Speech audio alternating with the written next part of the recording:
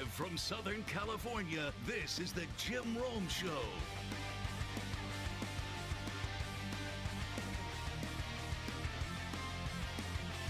You know, I got to hand it to soccer. I got to hand it to soccer while the whole world catches World Cup fever. I feel like I got a 24-hour flu. Just enough to get into it, and then it knocks me in the mouth the way last night went. I was one of the 30 million people watching last night's game. But I got to tell you, there's something about this World Cup. Maybe I enjoy it a little bit more now that the Americans are done. I'm going to explain all of that. We're going to get into so much today. What a great day for Sports Talk Radio here on this July the 7th. My name is Trent Rush, sitting in for Jim Rome today. He gets to enjoy a little time away. Hardest working man in the industry is Jim Rome, so he gets a little R&R today, which means we get to hang out here on the Jim Rome Show. We're so glad to have you. If you don't know, my name is Trent Rush. Again, I'm a sports broadcaster out here in Southern California. I call Angels games for them on their TV network, ABTV. I do a lot of play-by-play, college football, college basketball, into that, but digging the Sports Talk Radio thing. And I am really into this World Cup. And, of course, the Jim Rome Show today being presented by FanDuel. And we love that FanDuel relationship. We appreciate them for what they mean to this show. And I got to tell you, I think, start to appreciate, and I'm just scratching the surface on it. And I know the soccer guys are way further along than I am on this. But what Messi and Argentina mean just to the world of sport, that comeback today, one of the all-time great comebacks. Argentina down 3 goals in 13 minutes to come back and beat Egypt 3-2. It's 2-0 in the 79th minute of that game. Messi then comes up with the equalizer. So you got Ronaldo is done. Neymar is done. Messi, not so fast like our buddy Lee Corso. Not so fast for Messi. At 39, by the way, I am not ruling him out coming back by the time he's 43 years old for the next World Cup. And you know what? I don't think he is either. You know, it's amazing what Messi is doing. You even got Tom Brady chiming in, having some fun. 28-3. Not so fast. Yeah, I mean, it's amazing that you got Tom. So that might top 28-3. Yeah. You feel for Atlanta every time that kind of thing pops up. At the same time, oh gosh, how would you feel for Egypt right now? I mean, they hadn't been to the knockout round since 1934, 92 years ago. It's just their 4th World Cup ever.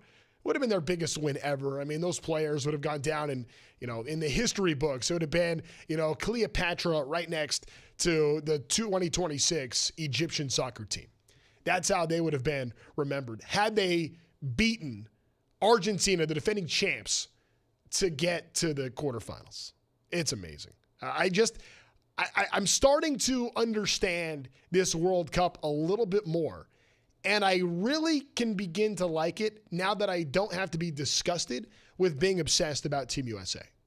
Because all the Americans will do is break your heart. They get the easy draw. The group stage could not have been easier. They're on the easiest side of the bracket. They have their best player, who is really not even a product of our system. He's a product of England, but Mulligan's our best player. It's certainly not Christian Pulisic. Certainly not Pulisic. Can't possibly be, after with what we saw last night. But you have all of this that had gone America's way. Mulligan gets the red card. Donald Trump calls FIFA, gets it overturned, allows him to play. And finally, the Americans got to a place in the round of 16 where they're going to have to face a real team. Belgium's a real team. Belgium is not even what they were. I mean, this is back 9 Belgium. And they smoked the Americans. 4-1 was the final. I'm telling you, it was not that close. I mean, you're watching that game. When it was 1-0, it should have been 3-0. I mean, so many embarrassing moments last night for USA Soccer. I mean, the Americans did not come to play. USA completely overmatched. And you know what? Even if they did come to play, Belgium's better. Like, the Americans weren't winning that game yesterday. And we're all sitting here yesterday, making fun of Belgium, crying about being upset about the record. I actually don't understand why they had such a fiasco over this. They should have just shut up and played, which is what they did last night. And they destroyed Team USA. Destroyed them. By the way, where was Christian Pulisic? All I kept hearing about, they got the Americans have the best coach. This is the best roster. Pulisic's so great. Pulisic stunk. He was bad last night. And by the way, that was before he hurt his ankle. I saw ESPN posted this stat on X. They lost possession, Pulisic lost possession of the ball 11 times in the first half. That was more than any other player on the field. So statistically, that meant Christian Pulisic was the worst player on the pitch last night. How pathetic. And that's supposed to be the face. And what kills me, he doesn't even really seem bothered by it. We're all upset about it. I go on social media. Everyone's all up in arms. People on TV crushing Pulisic. Rightfully so, by the way. But he doesn't even seem fazed. Here he is afterwards, talking about why he came out of the game with apparently a rolled ankle. Take a listen. I know you were in a lot of pain, had to be subbed off. What were you dealing with, fighting through? Yeah, I just twisted my ankle and just sprained my ankle. It's just frustrating to end like that, of course. But now time to rest, so hopefully it'll be okay. Take all the time you need, Christian. Take it easy. In fact, Christian, take so much time that you don't infect maybe some other young, promising American players with your disease of softness. Please, take all the time you need. Hey, look, it's just another game, right? He's not even bothered by it. He might be very good for AC Milan, but as far as representing Team USA soccer, he actually represents what Americans think of soccer. We all make fun of the beautiful game. It's because of that. It's because of that kind of energy. You know why he came out of the game yesterday? Because he was bad, and he didn't want to play, and he took himself out. It's weak, it's whiny, and it's a representation of the way soccer is viewed by Americans, and now I think what the rest of the world can point to when they talk about what is USA soccer, because Pulisic was the representation of that. To take yourself out of a game after twisting your ankle? Surely it has nothing to do with being absolutely humiliated on home field, home pitch in Seattle with the 12th man behind you and people going crazy and people talking about not just this game, but what the matchup with Spain could have been on Friday. Surely it couldn't be any of those reasons about your own performance. Clearly it was because you rolled your ankle. Boy, gosh, I hope he's okay. And I'm glad he has a lot of time to recover and get back and come back 100%. And I know he's been grinding out injuries, but now after that reaction, now I'm starting to wonder how serious the other injuries actually were. Not saying he wasn't, but you'd think that the want to would be a little more than that. It was a cataclysmic failure for Team USA Soccer last night, and it once again shows that we have made no progress as a nation in this sport. After the game, Carly Lloyd had a pretty strong take on Christian Pulisic as well.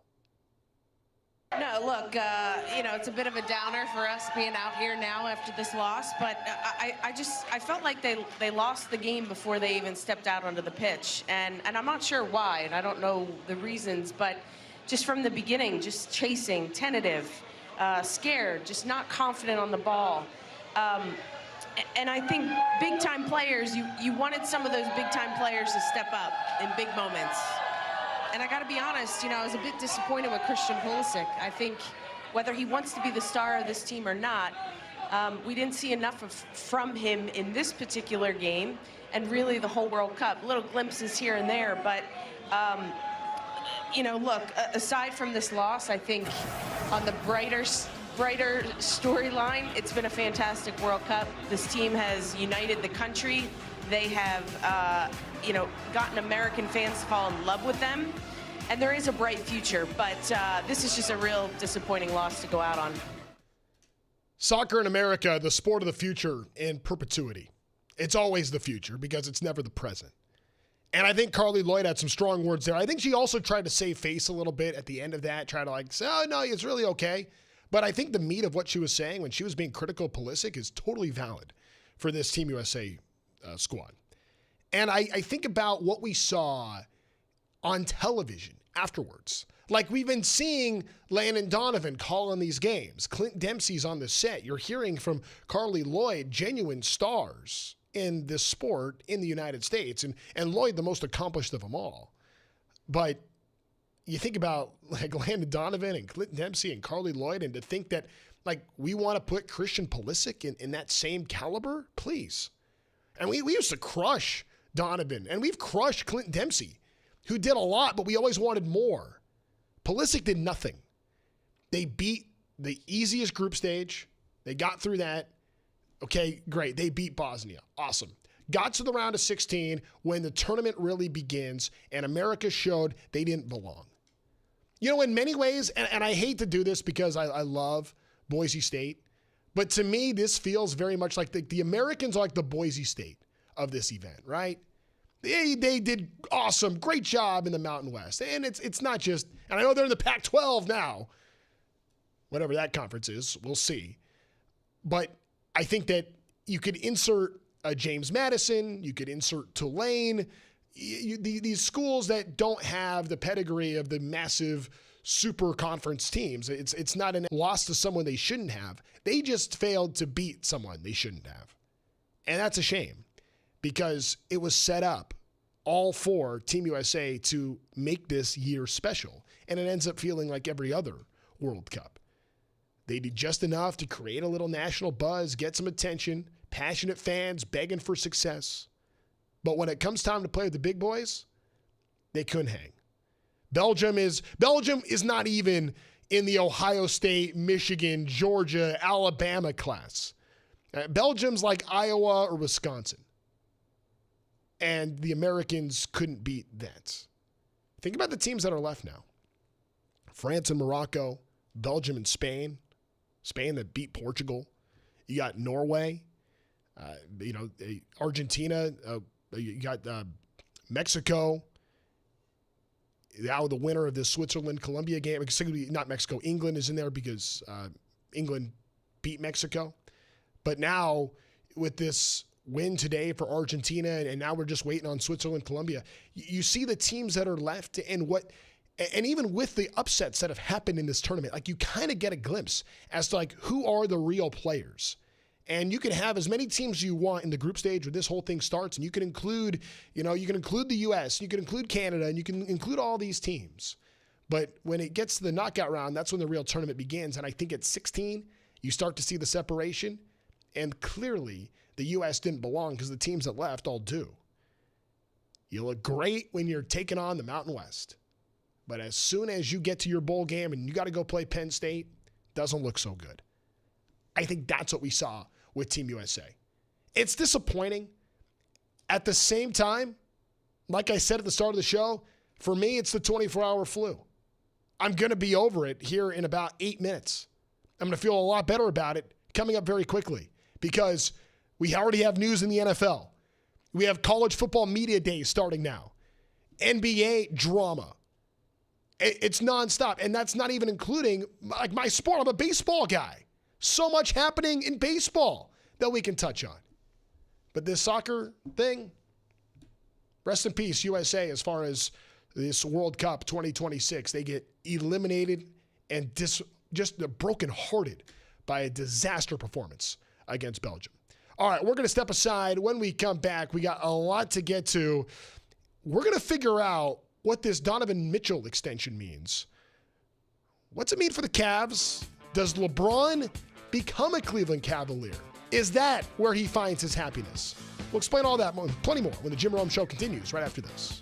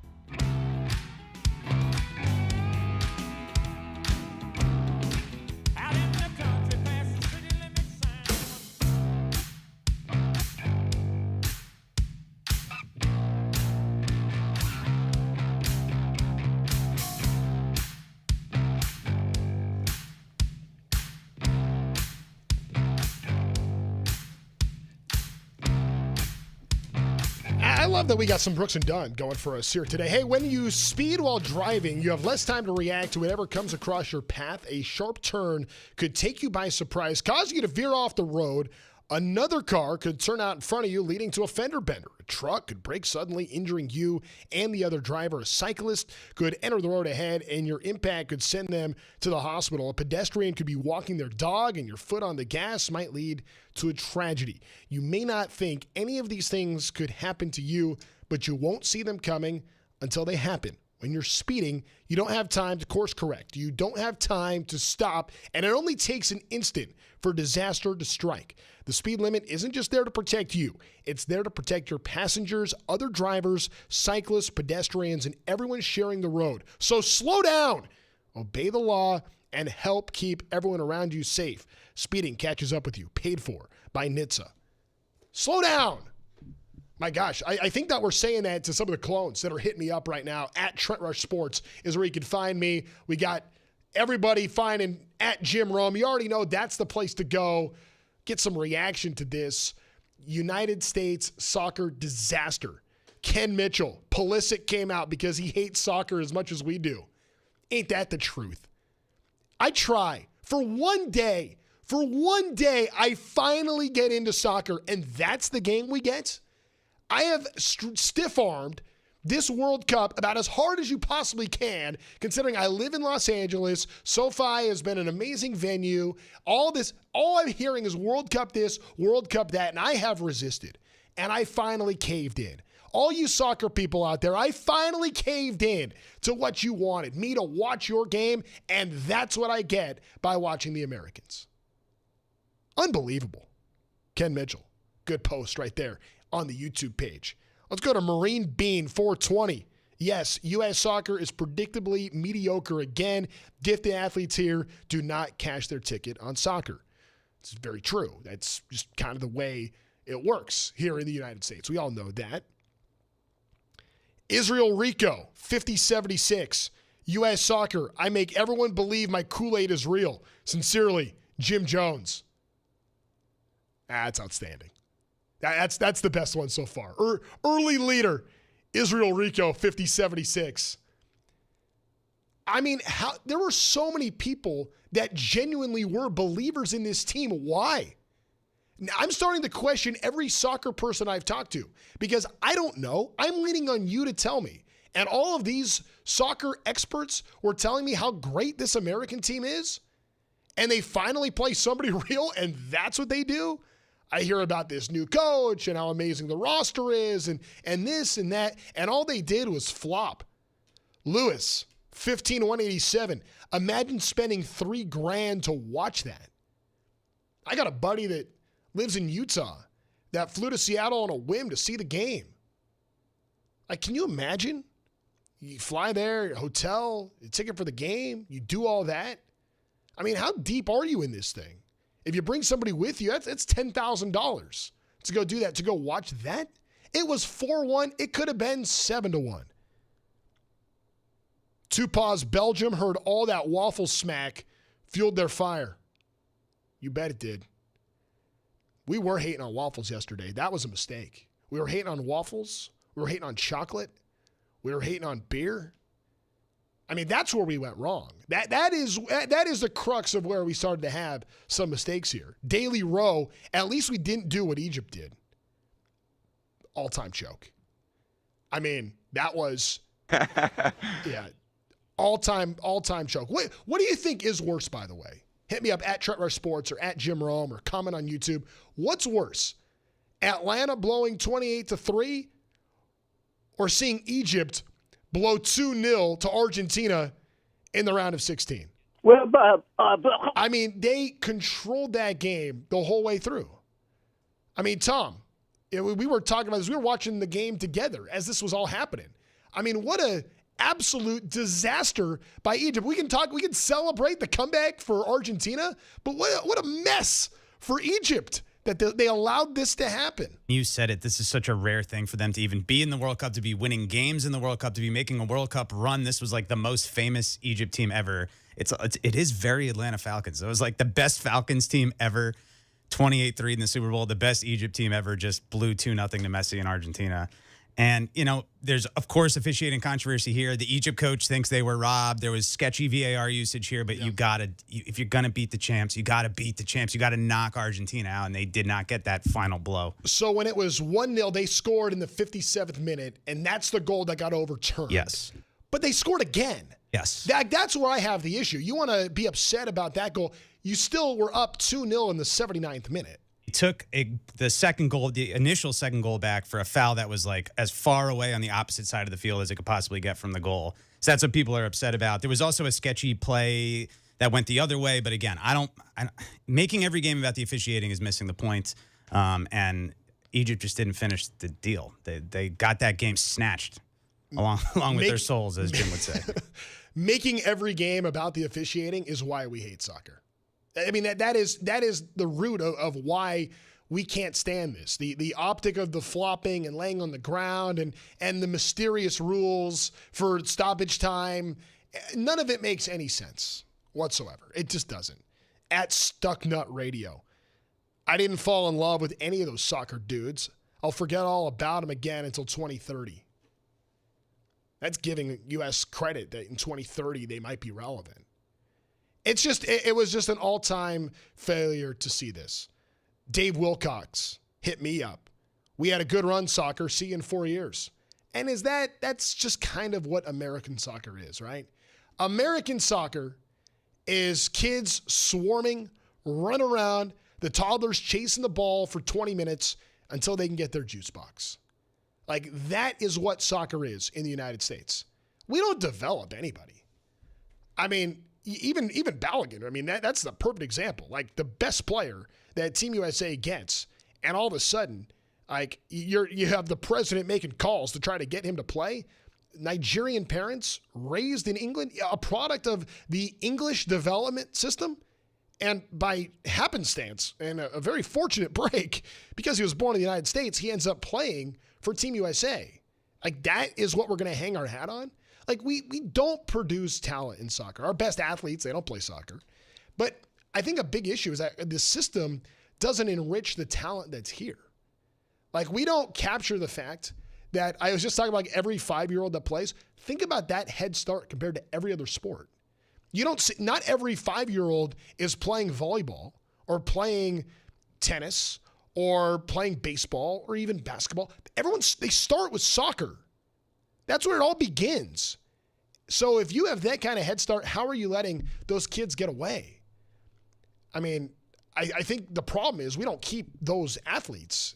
I say we as in soccer. I don't want to be associated, to be honest with you. But the way they go about it, they charge the parents.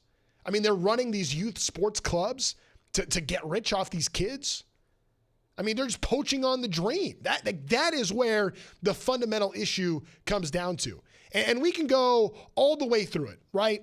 And it was Bruce Arena forever. Bob Bradley. You go outside the family, you bring in Jurgen Klinsmann. Okay, let's go back to Bruce. How'd that work out? Oh, okay, we remember why you weren't there as Team USA misses the World Cup. Greg Berhalter. Now Ponichetto. I didn't say that name right. I don't care. It doesn't matter.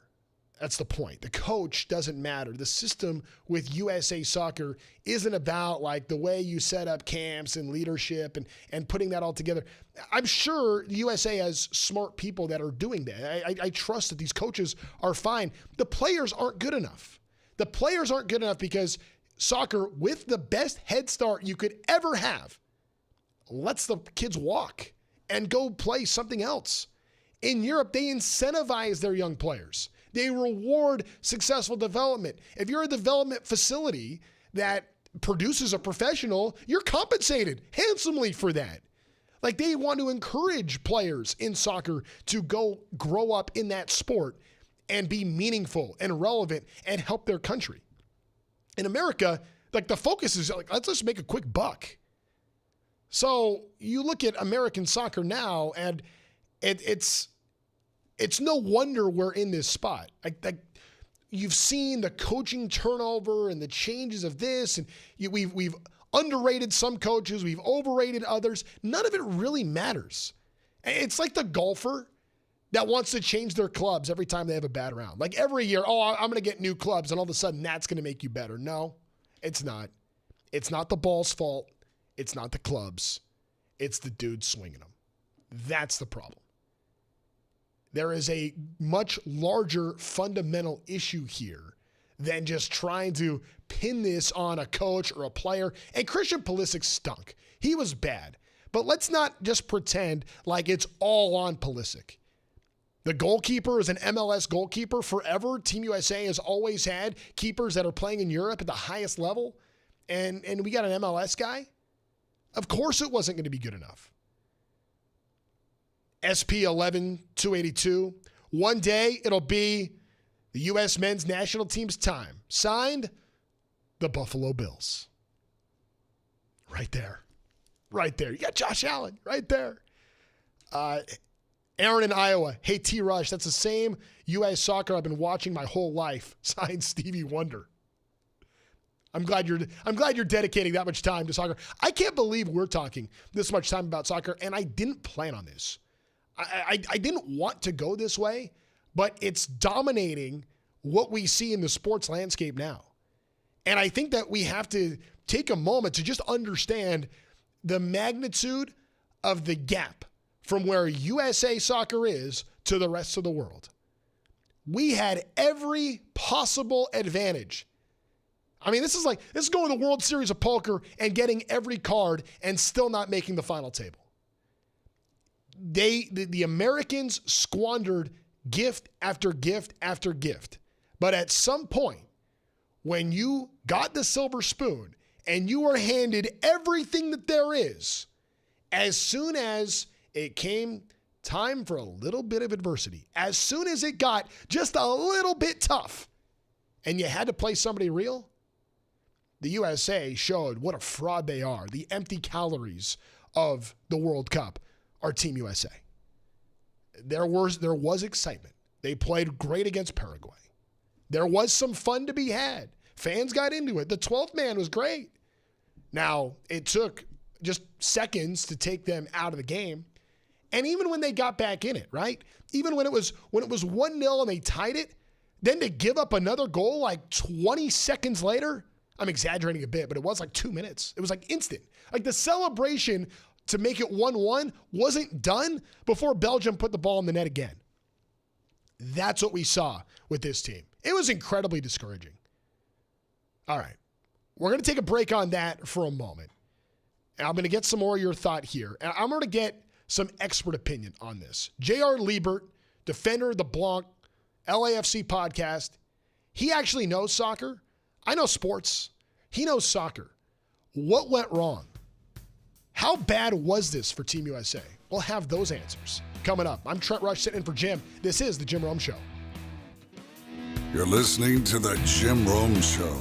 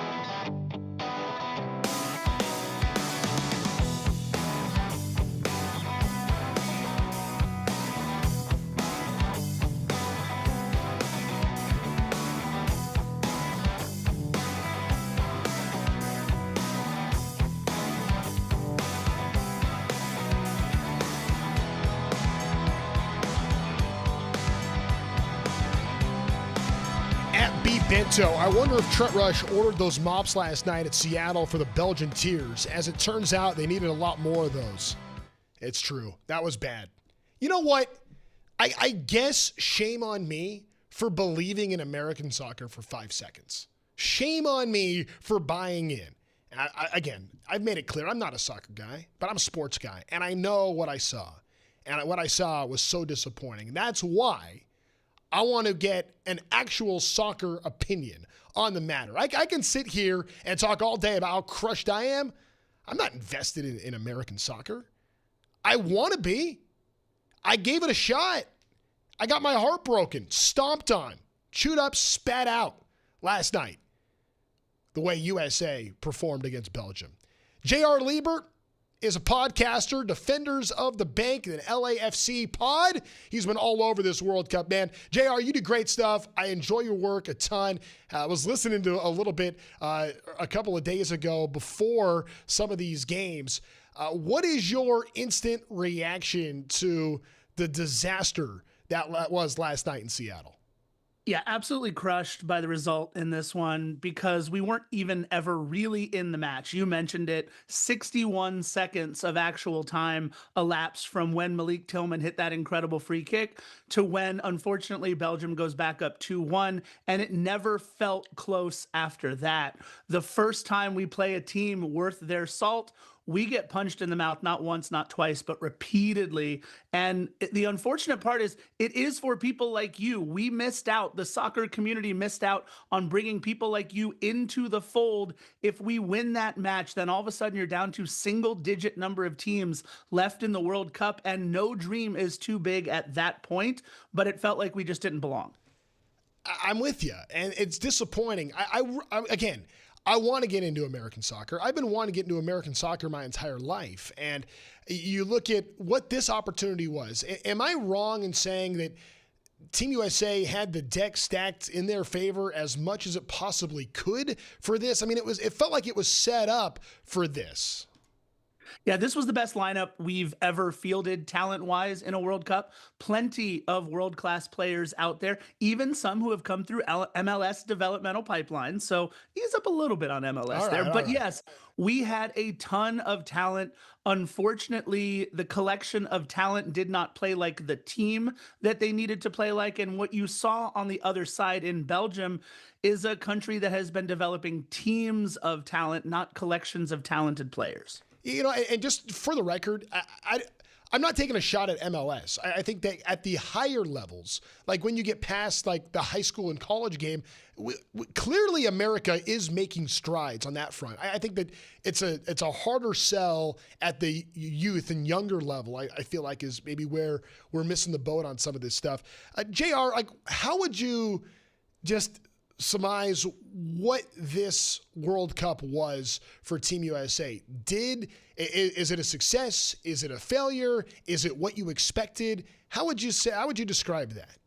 Listen, the whole point of this World Cup should have been to make history, to go places where we've never been, or at least maybe only once been before. The round of 8 in 2002, we made it there. I thought that was a realistic expectation to maybe make it to the round of 8. In fact, in my bracket, I had the U.S. losing to Spain in the round of 8. And I thought that would be that step forward that we have been looking for in this country since we made that step in 2002. We always hear about how much talent we have. We always hear about how more players are playing overseas. Well, the proof would have been in the pudding once we beat a team like Belgium, who top 10 ranked in the world, proving you belong at the big boy table, not the kids table. And unfortunately, because of that, you can't look at this World Cup from a United States soccer performance perspective, in my opinion, as anything but a disappointment. I think that's totally fair. And I think the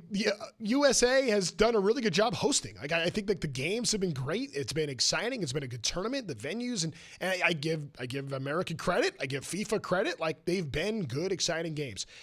We were talking before, and you wanted to point out I think some of the development that's happened with players coming through like the MLS system. What do you mean by that? What kind of strides are we making as a country when it comes to developing soccer players? Yeah, listen, we're still a long ways away from being up there with any of the top maybe 10 or 15 other countries that develop their talent in-house. But what we're doing now, if you look at players like Chris Richards, players like Weston McKennie, players like Alex Freeman, who I think is going to be a world-class backline defender for the next 5 or 10 years, who just came from Orlando, you have plenty of guys who now can develop inside some of these MLS academies and then go off and play overseas. I mean, we saw it with Alphonso Davies, the way he developed for Canada and now is one of the best outside backs in the world for Bayern. I don't know that that's Alex Freeman's upside, but I think it could be something close to one of the better defenders on the back line in Europe for a while. And I think that the talent pool in the United States is getting stronger and stronger every year. But going back to what your point was a little bit earlier, I still don't believe our best athletes want to be invested in soccer in the same way that they do basketball, football, even baseball.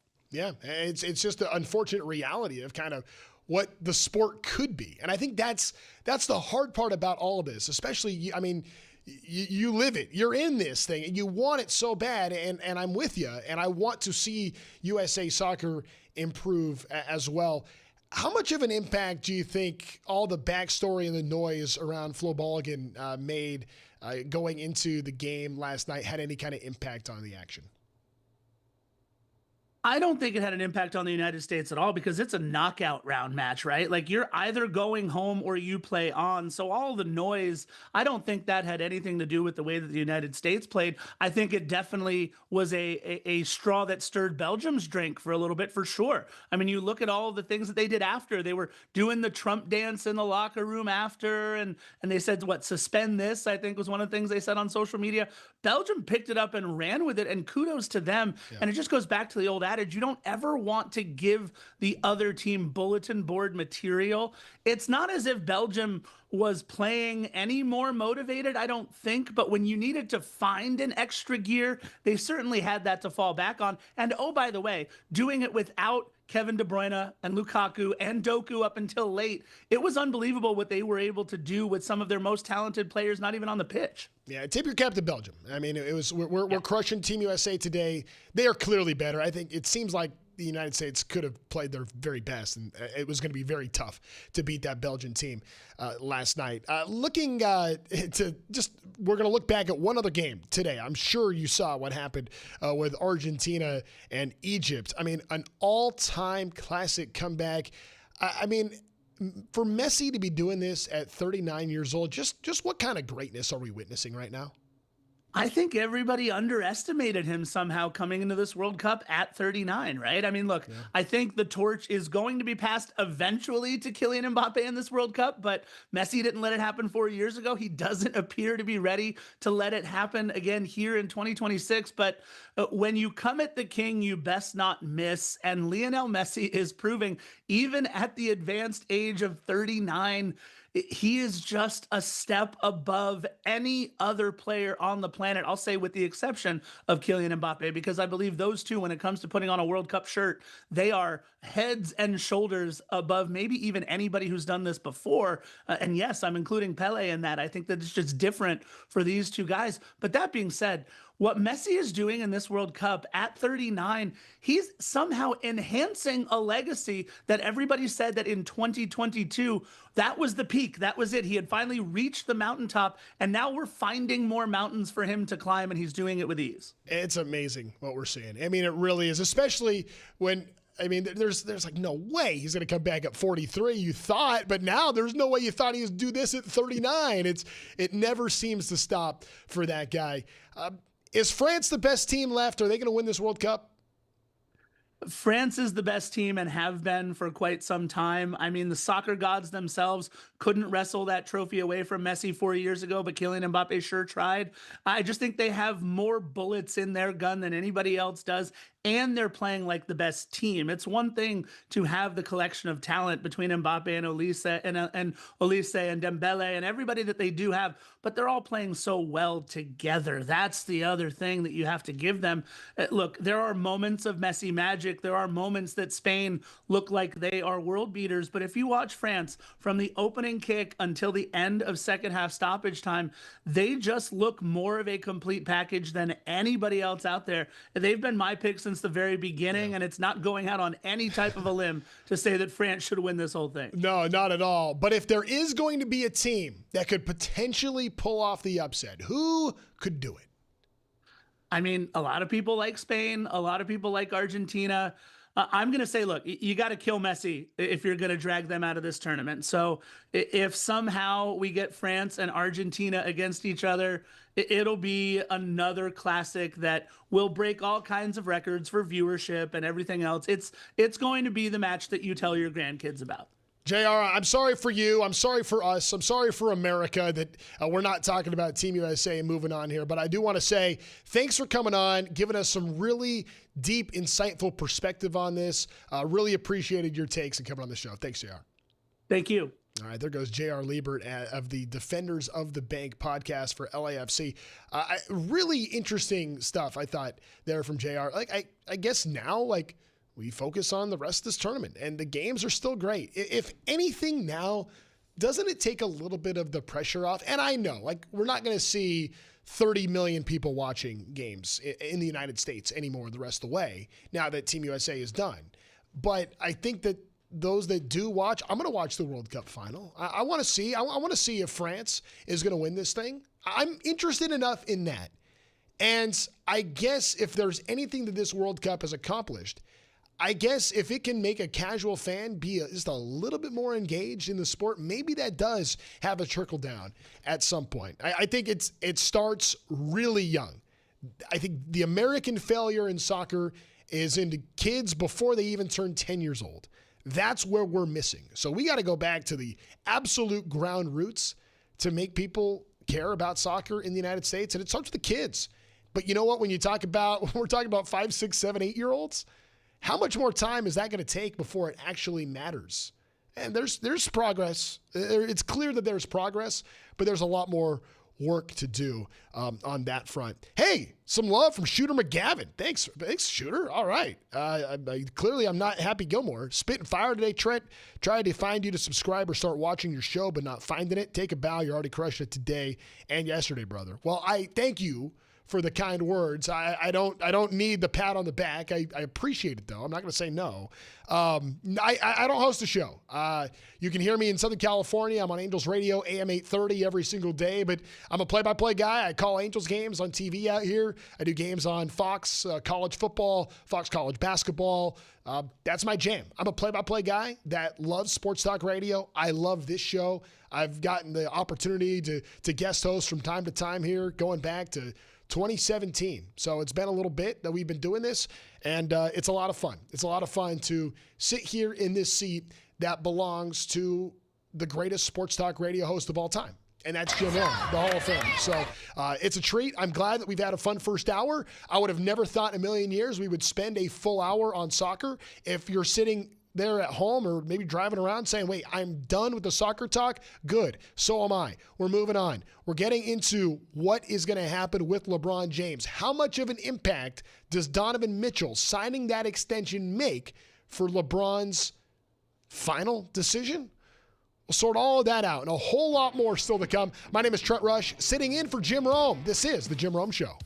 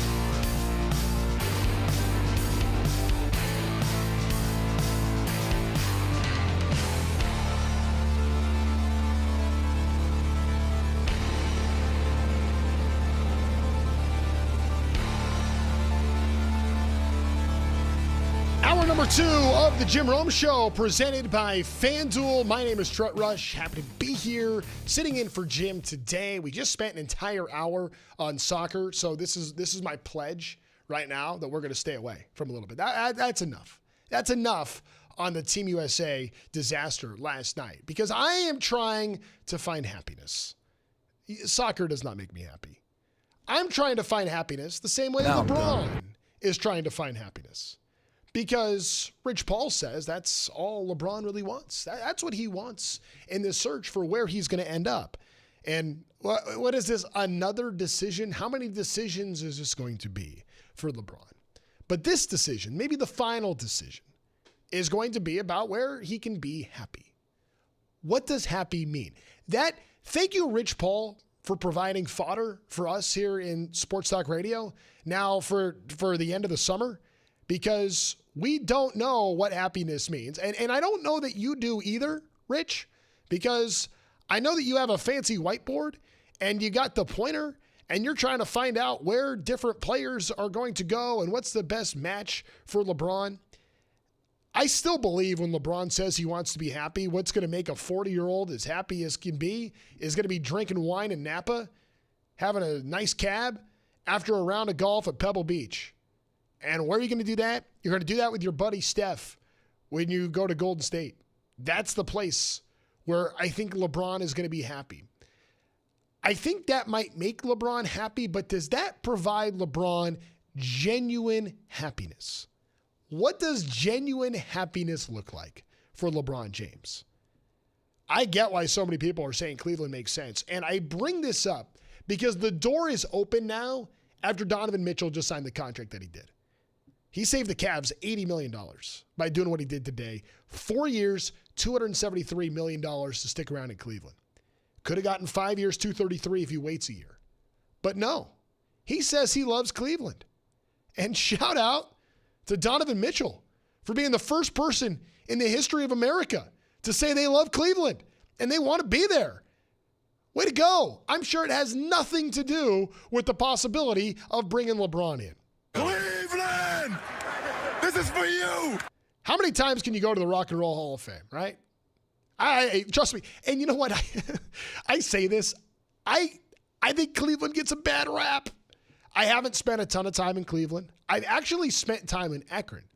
I have been to St. Vincent St. Mary High School. I've been there. I've been where LeBron played his high school days. I've been to Akron. There are parts of Akron that actually I think are quite pleasant. And I was there when it was miserably cold. And there's charm in some of these Rust Belt cities. I don't think Cleveland is as bad as people say it is. But just because it isn't Memphis doesn't make it New York or LA. I think that can't be lost either.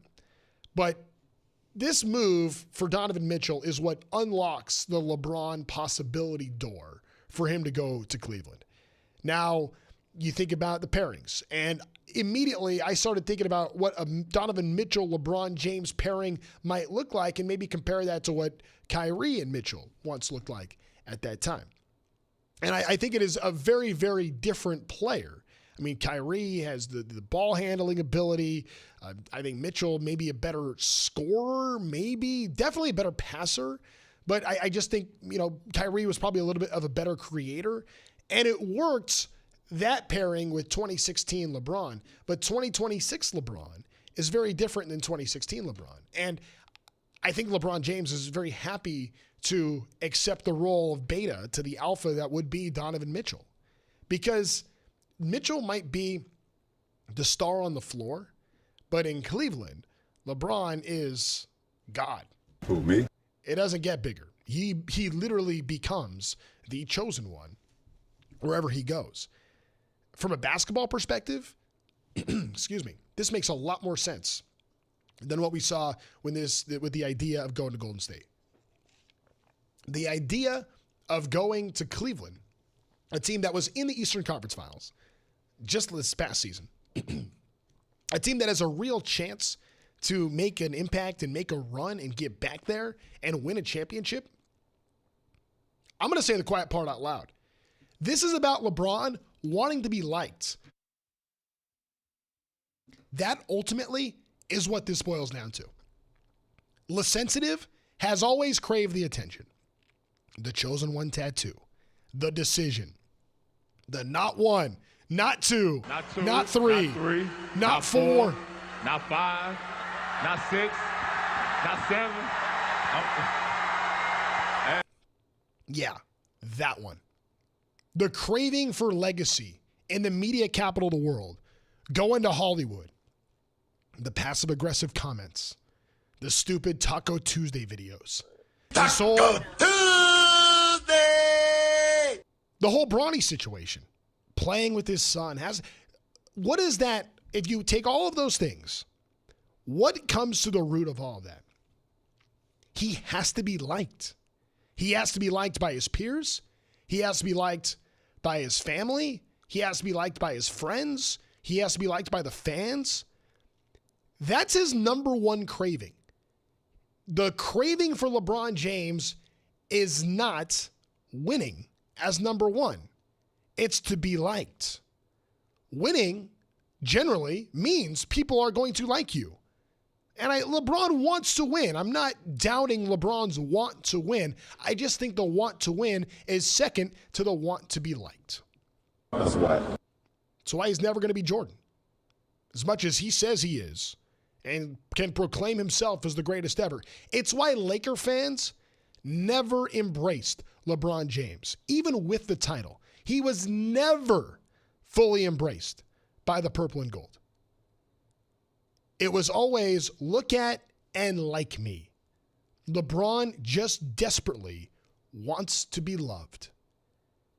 He's an NBA legend, an icon of the sport, one of the greatest players of all time. He is. Even the haters can't say no to a guy with 4 rings and has scored more points than anybody to ever put on a uniform. LeBron is an all-time great, even if not the all-time great. But he doesn't have a home. He played 8 years in LA. That's the last place he can call home. Miami wasn't home. You know where home is? It wasn't Cleveland before. They burned his jerseys in the streets. It was not Cleveland, but it could be.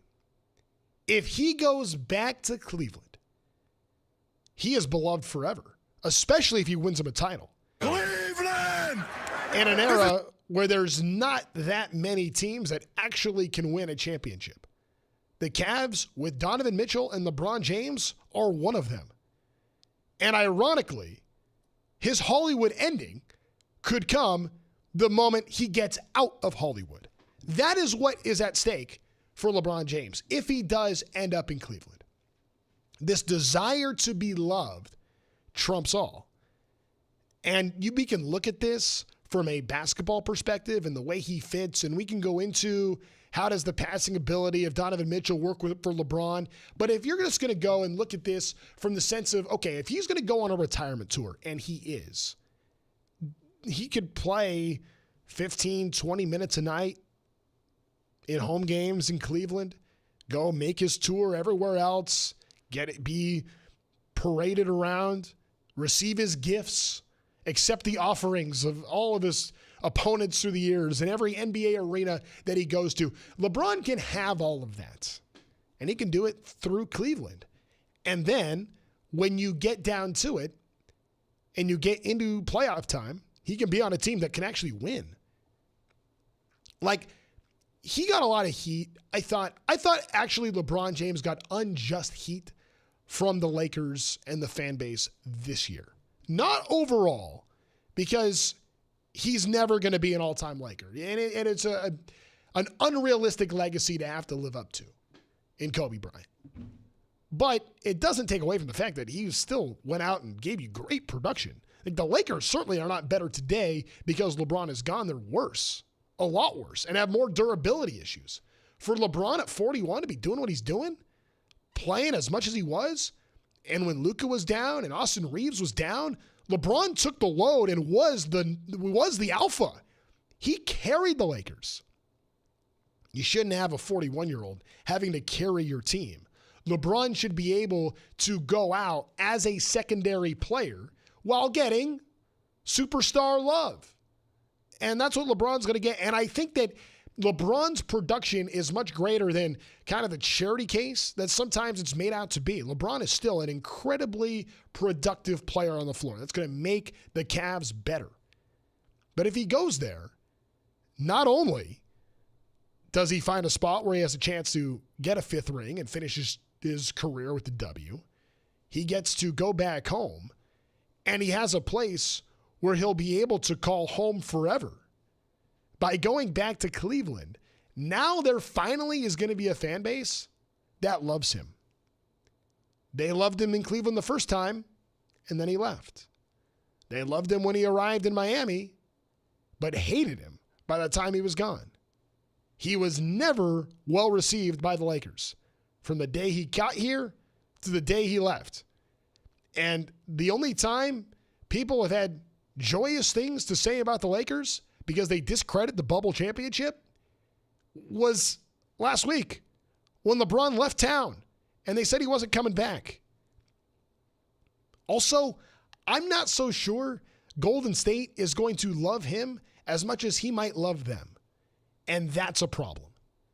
Just because he wants to be with Steph and he wants to go play golf and wants to drink great wine and enjoy going around and being with Steve Kerr and having all of that happen in a very competitive Western Conference where the Warriors are not going to be players, it truly would be a sideshow. You are just going to see the attraction of the name on the back of the jersey and not actually see a great basketball team. That's what the Warriors would be. That being said, I still could see how that would be appealing to LeBron. But I think what's not appealing to LeBron is if a team isn't all in wanting him back. By Donovan Mitchell taking an $80 million hit to keep the door open for LeBron to walk through it, that to me signals Cleveland loves LeBron. Cleveland wants LeBron. Cleveland craves LeBron. Cleveland might crave LeBron as much as LeBron craves the need to be liked. And I think that's very real that could end up being where his destination is. I want to get some of your thoughts on this. You can hit me up at Trent Rush Sports, hit up at Jim Rome, hashtag Jim Rome on X. We can get some of your opinions on this. Hornet Denny, Cleveland is really nice, signed residents of West Virginia. Don't be hating on West Virginia, man. Morgantown's beautiful. LeBron looking for Ponce de Leon's Fountain of Youth. Craig the Randall. Good stuff. I just can't help but think that if he ends up in Cleveland, it does seem a little too fairy tale. I get that side of it. It feels so full circle. It feels so Hollywood script. But isn't LeBron kind of that anyway? Doesn't a lot of it feel a little manufactured? Have we ever really gotten a true sense of like what an organic LeBron James is like? I don't know that we ever do. I feel like everything about him has been a little bit scripted. It's got to be just so. All the handlers, all the people around him. I also don't think this decision's going to be made for a while. I mean, I could be dead wrong on that and we can get breaking news during the show, but I don't think we're going to hear today. I don't think we're going to hear next week. I think this is going to drag on for a little bit. But the door is now open in Cleveland thanks to Donovan Mitchell and this contract. And just because he might want to go to Golden State doesn't necessarily mean they want him. And that is going to be the biggest factor of all when it comes down to where is LeBron James going to end up. All right, hit me up at Trent Rush Sports, at Jim Rome on X. Great way to be a part of this. By the way, what the heck is Brad Stevens doing in Boston? I'm trying to figure it out. In fact, I'm gonna go put pencil to paper and do some math because I think that's what's required these days. Brad Stevens trying to solve the math puzzle that is the salary cap. And while he does that, I think he's losing the whole plot. We'll talk about it when we return. I'm Trent Rush in for Jim Rome. This is The Jim Rome Show. You're listening to The Jim Rome Show.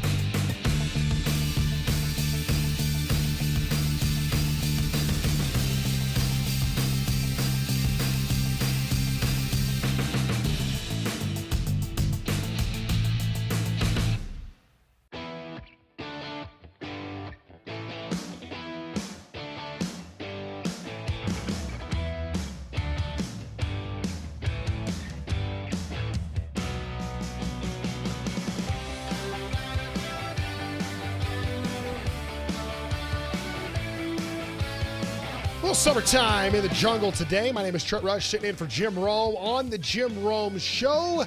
Oh my goodness, this is. I'm still sorting out really what's going to end up happening with LeBron James at Hodges 32. He can finally settle the GOAT debate, go to the Wizards and win a championship. He'll finally surpass Jordan. You go there. Hey, he'd have AJ DeBonsta, Trae Young, AD still around, I think. Yeah, AD's still around. All of a sudden, who knows with that Wizards team? Can you imagine that? LeBron should sign with the Bullets, says Josh from the PDX. Sign Juice. I feel safe that when Rich Paul is saying that he's talking to 27 teams, that whatever Washington falls on that list is going to be outside the top 25. It's just kind of my hunch on the matter. By the way, what is Brad Stevens doing? I want to give Brad Stevens the benefit of the doubt because I think that if there is a bright mind in the sport, Brad Stevens is that guy. Brad Stevens is as accomplished as it gets. He is the trusted voice. He has been the guy you can believe in, but is punting on a possible championship team. Tom, do we have the sound a little bit earlier? Okay, this is Brad Stevens explaining why Jaylen Brown was traded. The unbelievable way we've played in the regular season in the last couple years. You know, the path looked a little bit more challenging to me. I might be wrong. I'm not going to stand up here and be defensive about that. But the path looked a little bit more challenging with 70% of our cap. And such a high percent of our usage tied into two players. And the reality in this era and in this day and age of the NBA, and you could see it obviously with the last couple of champions and some of the teams that were at the very top of the league when it was all said and done at the end of this year, is that, you know, you have to do a great job and you have to have the optionality to do a great job of building out depth that can hopefully replace the irreplaceable individual. I'm a Lakers guy, so I got no problem at all seeing the Celtics basically choose not to contend for a championship. What are Celtics fans supposed to think when they hear that? And I understand the math behind it. Cap growth has been going slower than contract growth, and it's going to be $6 million projected. You know, this year it's less than what they thought. It could go to $15 million next year, and trying to figure out the numbers for how this is going to work. What it boils down to is Brad Stevens is saying he doesn't want to commit to two homegrown players. Like the bird rights set up for one homegrown guy, it doesn't necessarily set up that great for two. But Brad Stevens is telling Celtics fans that he can't compete right now, which is really hard to believe.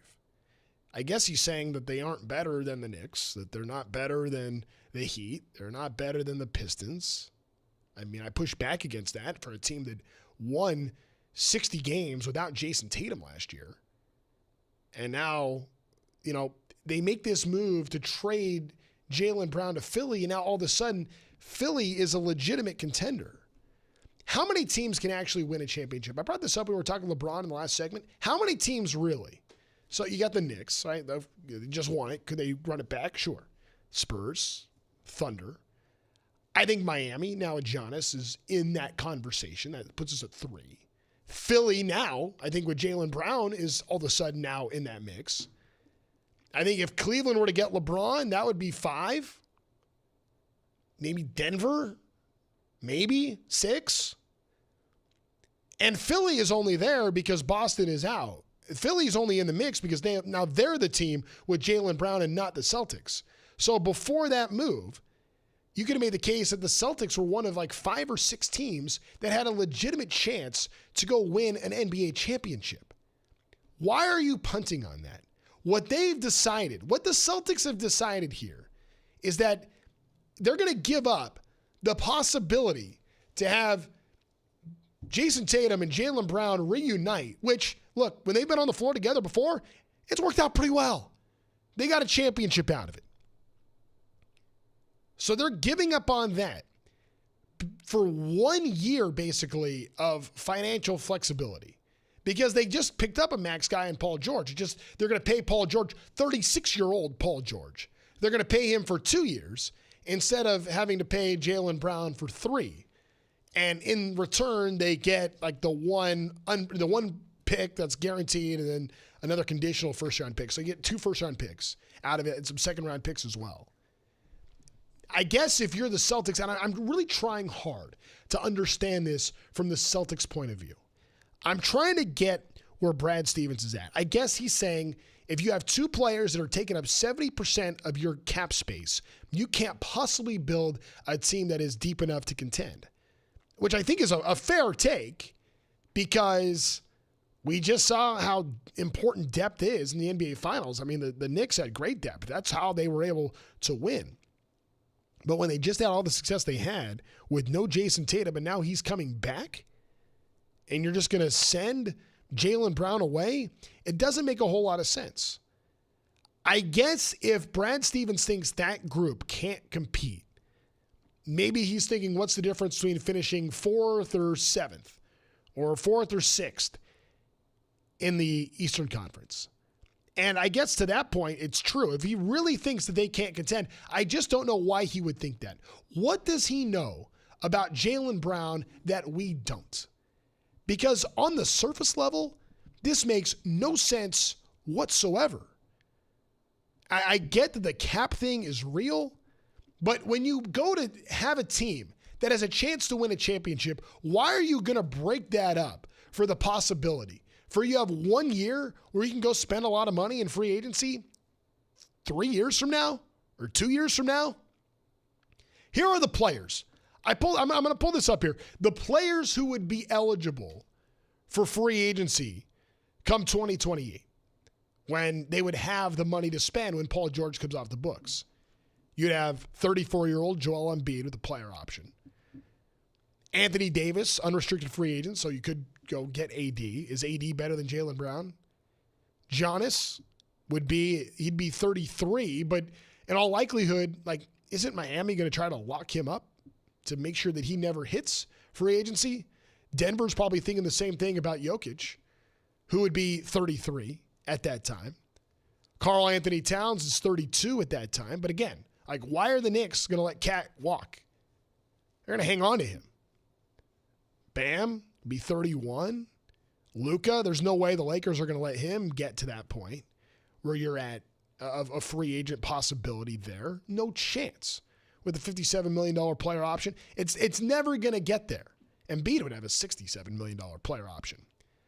So Paul George at 38 comes off, but who are you replacing that with? Like, you got to go all the way down. I mean, who's a possible option here? Are we talking Darius Garland at 28? He would be the first guy under 30 that you'd have a chance to sign at that point. I guess what I'm saying is the grass isn't always greener. There's no guarantee that you're going to have a chance, even in free agency, with all the cap space in the world, to go be able to sign a max guy. There's no guarantee that you're actually going to do it because it's hard, and that player might not be available. Here's one thing that I've learned about the NBA. Teams don't like letting good players walk out the door. Or if they do, they make moves to retain them or to get other pieces back. And it happens in trades. You just don't see a lot of free agents available. I mean, the free agent class this year, there's nothing to be overly excited about. That's just kind of the nature of what free agency is. Like, that's where we're at now in this sport. You're not going to see big-time free agent pieces where you can just go and spend a lot of money and spend your way through. So when you have talent like Jaylen Brown, why is that guy going? Did Jaylen Brown get upset when he was being dangled out there to try to get Giannis? And once that didn't happen, the Celtics decide we can't keep him? Is that what happened? Because on the surface level, even with the explanation of the salary cap and trying to justify this, none of it makes any sense.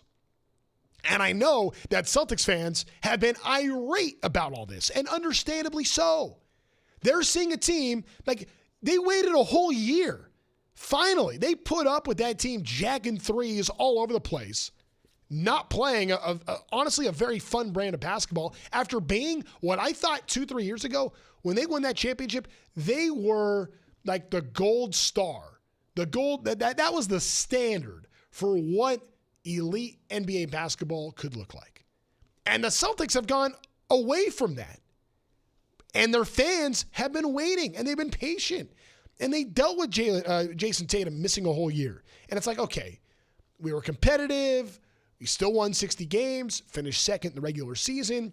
It's all going to be okay because next year we're going to have Tatum and Brown back together, and let's go win a title. And now that's gone.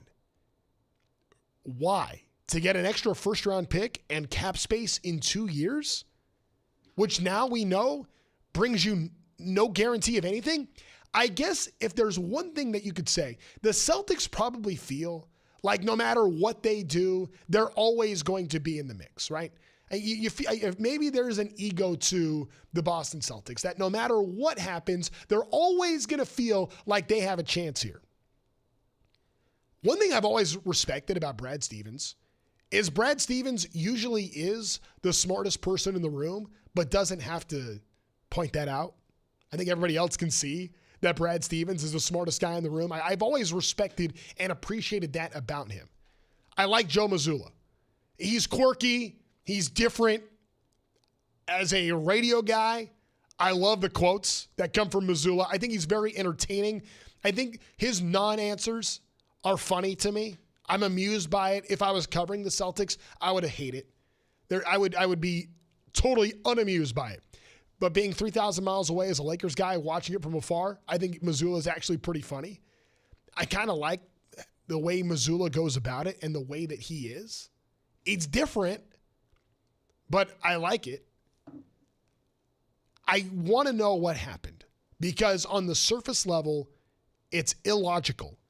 From a very logical, sound basketball mind, Brad Stevens gets the benefit of the doubt. He is the one guy in the sport that no matter what he does, you say, well, it's Brad Stevens. Brad Stevens made that call. How do you ignore everything he's accomplished in this game? You can't. Who am I to sit here and say what Brad Stevens is doing right or wrong? Who are any of us, quite frankly? But I get why Celtics fans are mad because they just had a chance at a championship, escape, and go down to Philadelphia. And now Philly's shot is real. They are a legitimate contender this coming year. I know Knicks fans can't like that. Isn't it a little funny? After waiting through the whole process, now all of a sudden, finally, they're a team that's interesting. They are. Philly sports, man. Sixers are interesting. The Phillies are interesting. The All-Star game coming to Philadelphia. There's a superstar in Southern California that's pretty fired up about that. Can we get into a little baseball talk? Because I am fascinated by this trade deadline. This could be one of the biggest baseball trade deadlines in years. And it's less than a month away. And I think we're going to start seeing some movement. I think once we get out of the All-Star break, which is the All-Star game's a week from tonight, we're going to start to see some real movement when it comes to rosters because baseball is as topsy-turvy, as off-kilter as it's been in forever, and I think that's going to cause absolute chaos coming up at the deadline. I'll explain when we come back. I'm Trent Rush sitting in for Jim Rome. This is The Jim Rome Show. You're listening to The Jim Rome Show.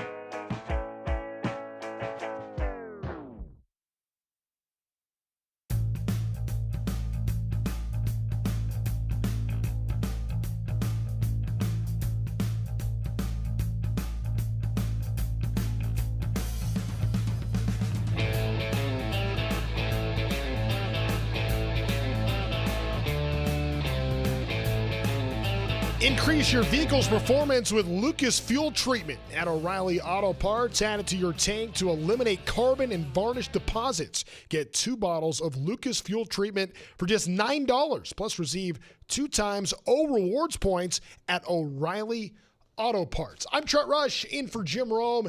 Today here, it's the third segment of our middle hour here. 3 hours talking sports today. We spent a lot of time talking soccer. We got into the NBA. But this time of year, this for me, this is baseball time, right? So I'm a broadcaster with the Los Angeles Angels out here in Southern California. Been there for about a dozen years. This is like baseball for the Halos has been difficult, but it doesn't take away from the fact that this is like a really fun season. It's a fun season because it's been madness in baseball. I don't know how many folks follow along every single day.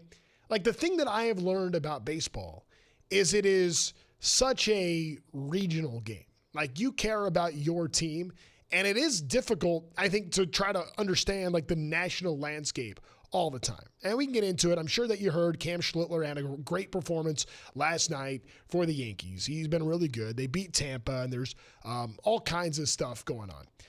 At the same time, I think that you probably it's probably hard to just take that 30,000-foot view, take a step back, and see it all unfold. But I will say this. The MLB trade deadline that is really going to start picking up a week from tonight. Like tonight, a week from tonight's the All-Star game. After that, I think that we're going to see chaos getting set for that August 3rd trade deadline. I think part of the reason is you have so many good teams in the National League and so many bad teams in the American League. It is so lopsided this year in baseball. It's nuts. And you have all these American League teams that are being a little bit lured into the delusion that they actually have a chance. And there are a lot of teams that fit that. I mean, for a while, and I really don't think this is going to be the case. I think it's over 162, things generally will even themselves out. But for a long time, like I really was thinking we might see a team under 500 make the playoffs. It was looking that way in the American League for some time. But I think when you have all of that happening with the impending lockout, I think that the possible labor stoppage with that situation, you cannot ignore the impact that that could have on the game. Plus, has anybody looked at this free agent class that's coming up? It's horrible. Like, I was just crushing the NBA for free agents not being available and what, I was rattling off some pretty big names, but the thing is, in the NBA, like, all those guys are going to get locked up. If you were to look at NBA or Major League Baseball players 2 and 3 years from now, you'd see some big superstar names on that too, but they're all going to get locked up by then because you don't want great players hitting free agency. You don't want to see those guys walk out the door.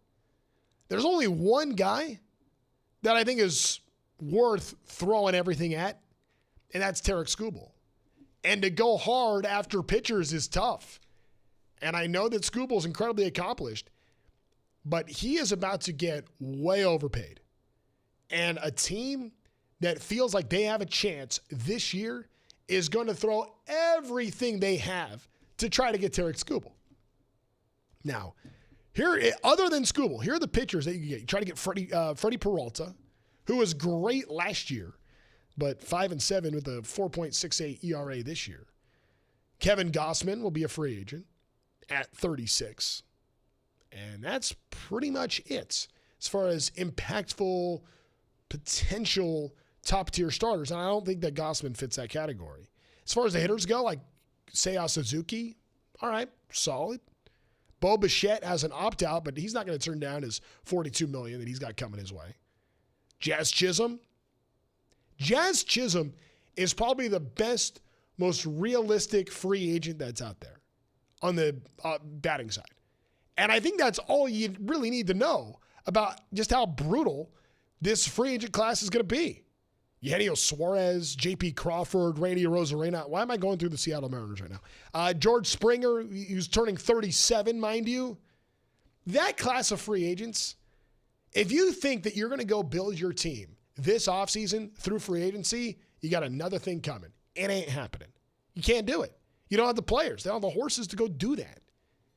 And I get why all the really good players wanted to make sure that they were locked up. And I'm almost wondering if maybe it was just a miscalculation on the Skubal camp's part for thinking that, okay, the extension would come from the Tigers, that they would be able to get that done, because nobody wants to go into free agency entering a possible lockout and a possible work stoppage. Nobody wants this to be their free agent year. And that is shown clearly by the lack of decent players that you could pick up in free agency.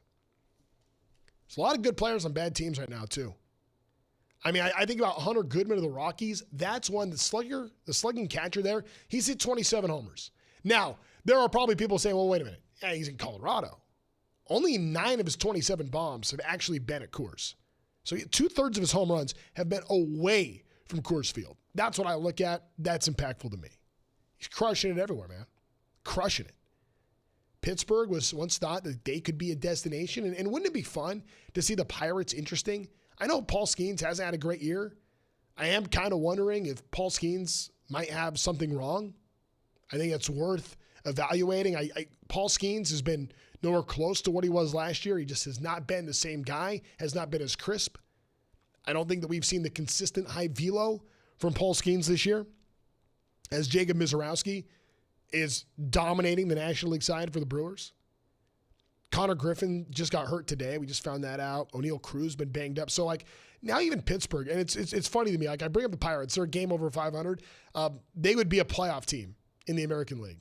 And they're 3 games out of the wild card in the National League. But I think of them as maybe being players, because you're also trying to think about, it's probably going to be some of these small market teams that go try to make these trade deadline moves because they know that, the idea of the Pirates signing Tarek Skubal is a 0% chance. So your chance now is to go get those guys is to do so at the deadline. Remember, we heard a lot of rumors, and there's been a lot that's been said about the Rays trying to make a play at Shohei Ohtani when he was on the Angels and trying to get him. And they would have known it would be a rental. They would know it was for 2 months, but they felt like 2 months of Shohei, they'd be willing to give up anybody. I mean, the rumor was Junior Caminero could have been that. And boy, he's been good. And the Rays, by the way, they need a shortstop. And there's some good shortstops out there. I mean, I mentioned what they have in Caminero, but Yandy Diaz is something special. Jonathan Aranda, they have a top 3 that is very good. And if they were to add a shortstop, if they go and if the Astros decide they want to sell on Jeremy Pena, if the Angels decide they want to sell on Zach Neto, there are some real pieces that they could pick up to go help their situation, get a real shortstop that's not Taylor Walls, and be able to go make a legitimate run in the American League. That move would make the Rays, yes, the Tampa Bay Rays, the best team in the American League. I will say this, though. The Dodgers ultimately will decide this trade deadline. The Dodgers are going to decide the trade deadline because they have this luxury. They don't need anybody. But they have the ability to go get somebody just to make sure no one else gets them. The Dodgers are the best team in baseball right now. It's about how bad do they want Skubal? And secondly, and maybe more importantly, how bad do they want to make sure that he doesn't end up on the Braves or the Yankees or the Brewers or the Rays, whatever it might be. And they might go overspend here at this deadline to go get him. But it's the Dodgers to control. They have the prospects. They have the money to give Skubal the extension, everything. There's going to be some teams that become sellers. I think the Red Sox are falling into the seller camp. Aroldis Chapman, Wilson Contreras, All-Star snub, Sonny Gray. Those could all be pieces that Boston could potentially put on the block. But the way that baseball is right now, while the Dodgers are king, if Aaron Judge can catch a line drive in Game 5 or Garrett Cole can cover first base, I still think that 2 years ago, that World Series is very different. The Toronto Blue Jays could not have come any closer to winning a World Series and not doing it than what happened against the Dodgers this past year. While everybody talks about the Dodgers' dominance, they weren't dominant in the World Series. They won the World Series. They didn't dominate. I think that some of the hype that comes with this team gets blown up because they've had as much success as they've had. But think about the next 2 best teams right now. Like the Dodgers, like they got a 14-game lead in the NL West, clearly the best team there. They're loaded with talent. They haven't even hit their form yet. But the next two teams are Milwaukee and Tampa Bay. So while the owners are putting together what the salary cap could look like and the whole CBA, those are two small market teams that have a very legitimate chance to have a World Series run this year. They're changing baseball the way they're playing too. The Brewers and Rays starts with pitching. Pitching has been very important. They put the ball in play. They're not a contact team. These are teams that don't strike out. And Tampa has home run ability. They got some big sluggers. I don't know that we see that necessarily from Milwaukee, but the idea is they put the ball in play. They run the bases great. It's small ball, baseball kind of coming back as baseball went to this home run, strikeouts, walks, 3 true outcomes extravaganza that we saw for a long time. Now it feels like it's coming all the way back, and we're seeing a very different brand of baseball, and that's allowing some of these smart, small market teams to make some genuine headway and cut into what the Dodgers have done. The Dodgers have everything. They have the small ball, they have the long ball, they have the pitching, they have the bullpen's better this year. They have pitchers that aren't even pitching for them right now that I guarantee you Blake Snell and Tyler Glasnow are going to somehow, some way, miraculously be healthy middle of September to get ready for an October push. I promise you that's what's going to happen. But the Dodgers with a 14-game lead right now, they don't really need them. Just like they don't really need Tarek Skubal. But they might need to make sure that he doesn't end up somewhere else, which is going to cause chaos at this deadline. And what's going to happen to all these pieces? What does the Reed Detmers market turn into? What does the Sonny Gray market turn into? What is the Joe Ryan with Minnesota? Is probably the next best guy behind Skubal. What does that market turn into? These teams in the American League too, with the AL being as bad as it is, they're going to have an opportunity to turn things around pretty quickly because there's opportunity with so much bad in the AL. The National League, that's where the talent is right now. We're going to see that play out in the All-Star game. In the meantime, buckle up because I think we're getting set for an all-time trade deadline. I'm fired up about it. You want to talk some baseball? Would love for you to be part of the show. Hit me up at Trent Rush Sports. Find at Jim Rome, hashtag Jim Rome on X. We'll get some YouTube comments as well. We got a lot to get to. Final hour of the Jim Rome Show coming up right after this.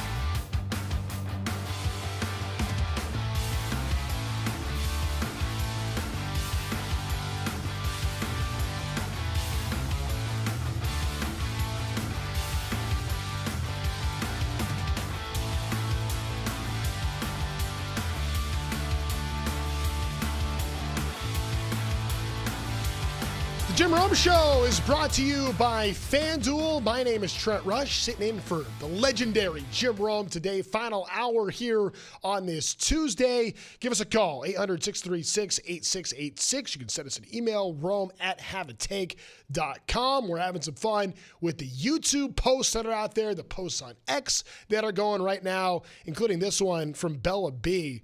Hi, Trent. I heard that Justin Bieber will be performing at the FIFA World Cup finale.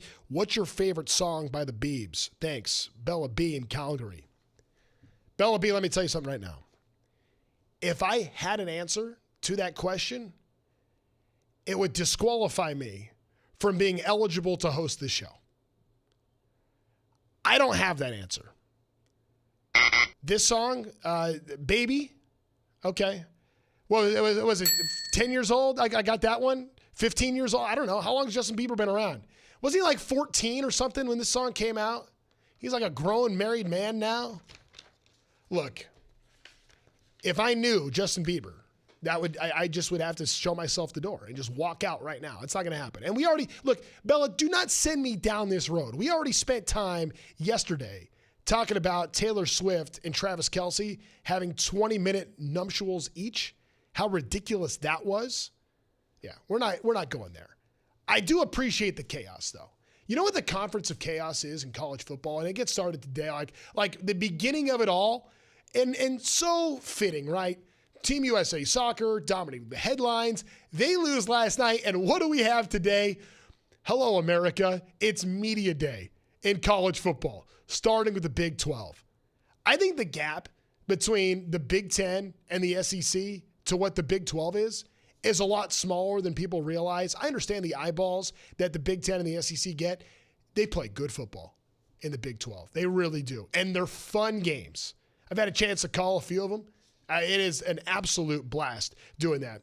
Ari Temkin is with Big 12 Media. He's out there at Big 12 Media Day today. Ari, what's happening, man? It's great to see you. Thanks for coming on the show. What have we learned on this unofficial start of the 2026 college football season?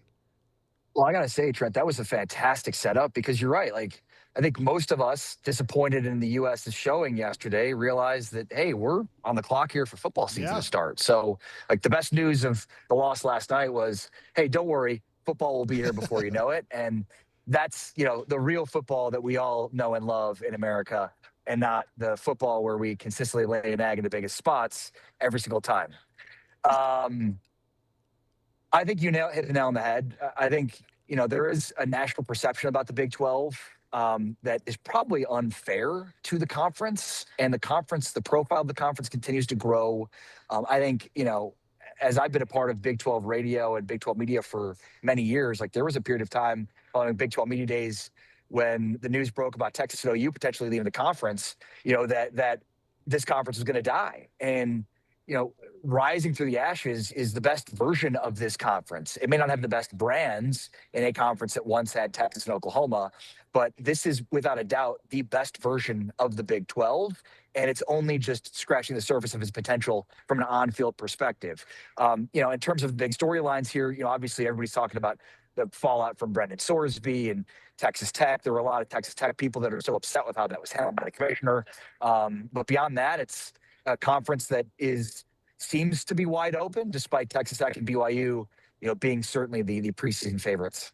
Yeah, and that's understandable. And Texas Tech was very good last year. We can get into all of that. But I just want to take a step back for a minute and something else that you had kind of brought up about just what this conference is. When I think of Big 12 football, I think of great games. I think of elite competition. I think that it's incredibly competitive, and there is the parity is amazing to see in the Big 12. And sure, yeah, you have maybe those two in Texas Tech and BYU, but I think the bottom of the Big 12 is fascinating. There are storylines galore with this conference.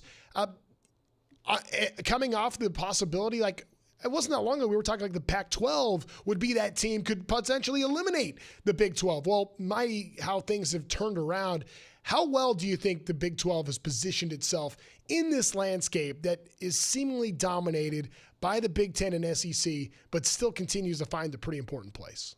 Yeah, and look, I mean, the Pac-12 could have ended the Big 12. It was in position to. Yeah. It was hubris for why it didn't, right? We're better than you. Well, unfortunately, what that spelled was the end for the Pac-12. Because, yeah, I mean, in the immediate aftermath of Texas and OU bolting, if the Pac-12 would have said, Kansas, Oklahoma State, Baylor, come on over, the Big 12 would have ceased to exist. They would have accepted those invitations, and we'd be talking about Pac-12 media days. So, yeah, to your point, the Big 12 was on the doorstep of death. The Pac-12 could have, given it the last knock to knock it out and didn't. And I would argue that's because of hubris.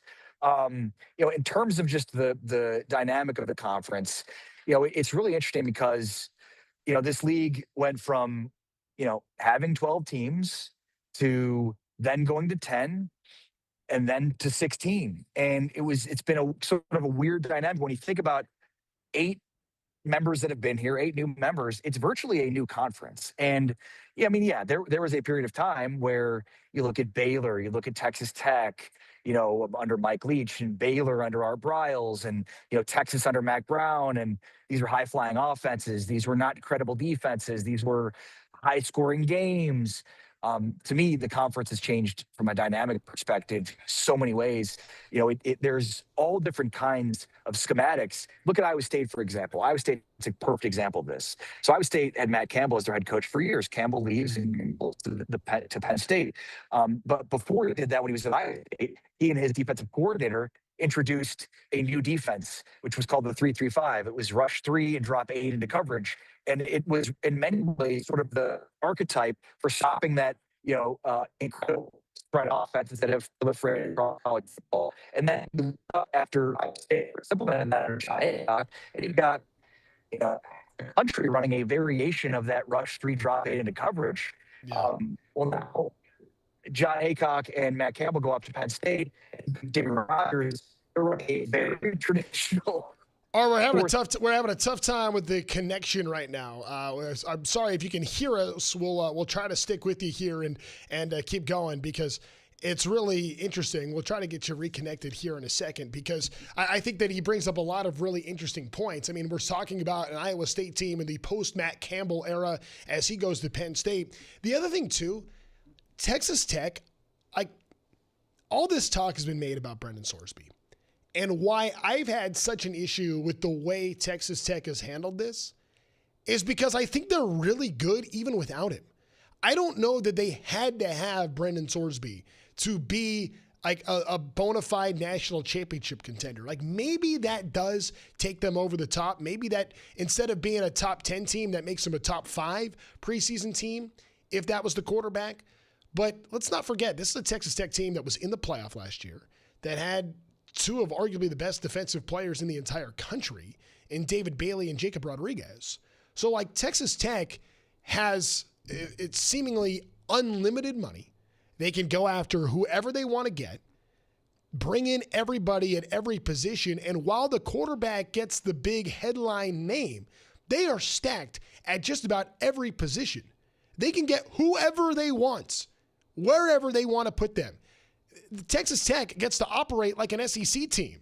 They get to operate like Ohio State. They get to operate like Michigan. Texas Tech is in the haves, in a world of haves and have-nots, in the direction that college football is going, where NIL has controlled the narrative and the entire conversation, and teams that can bankroll their clubs are going to win more.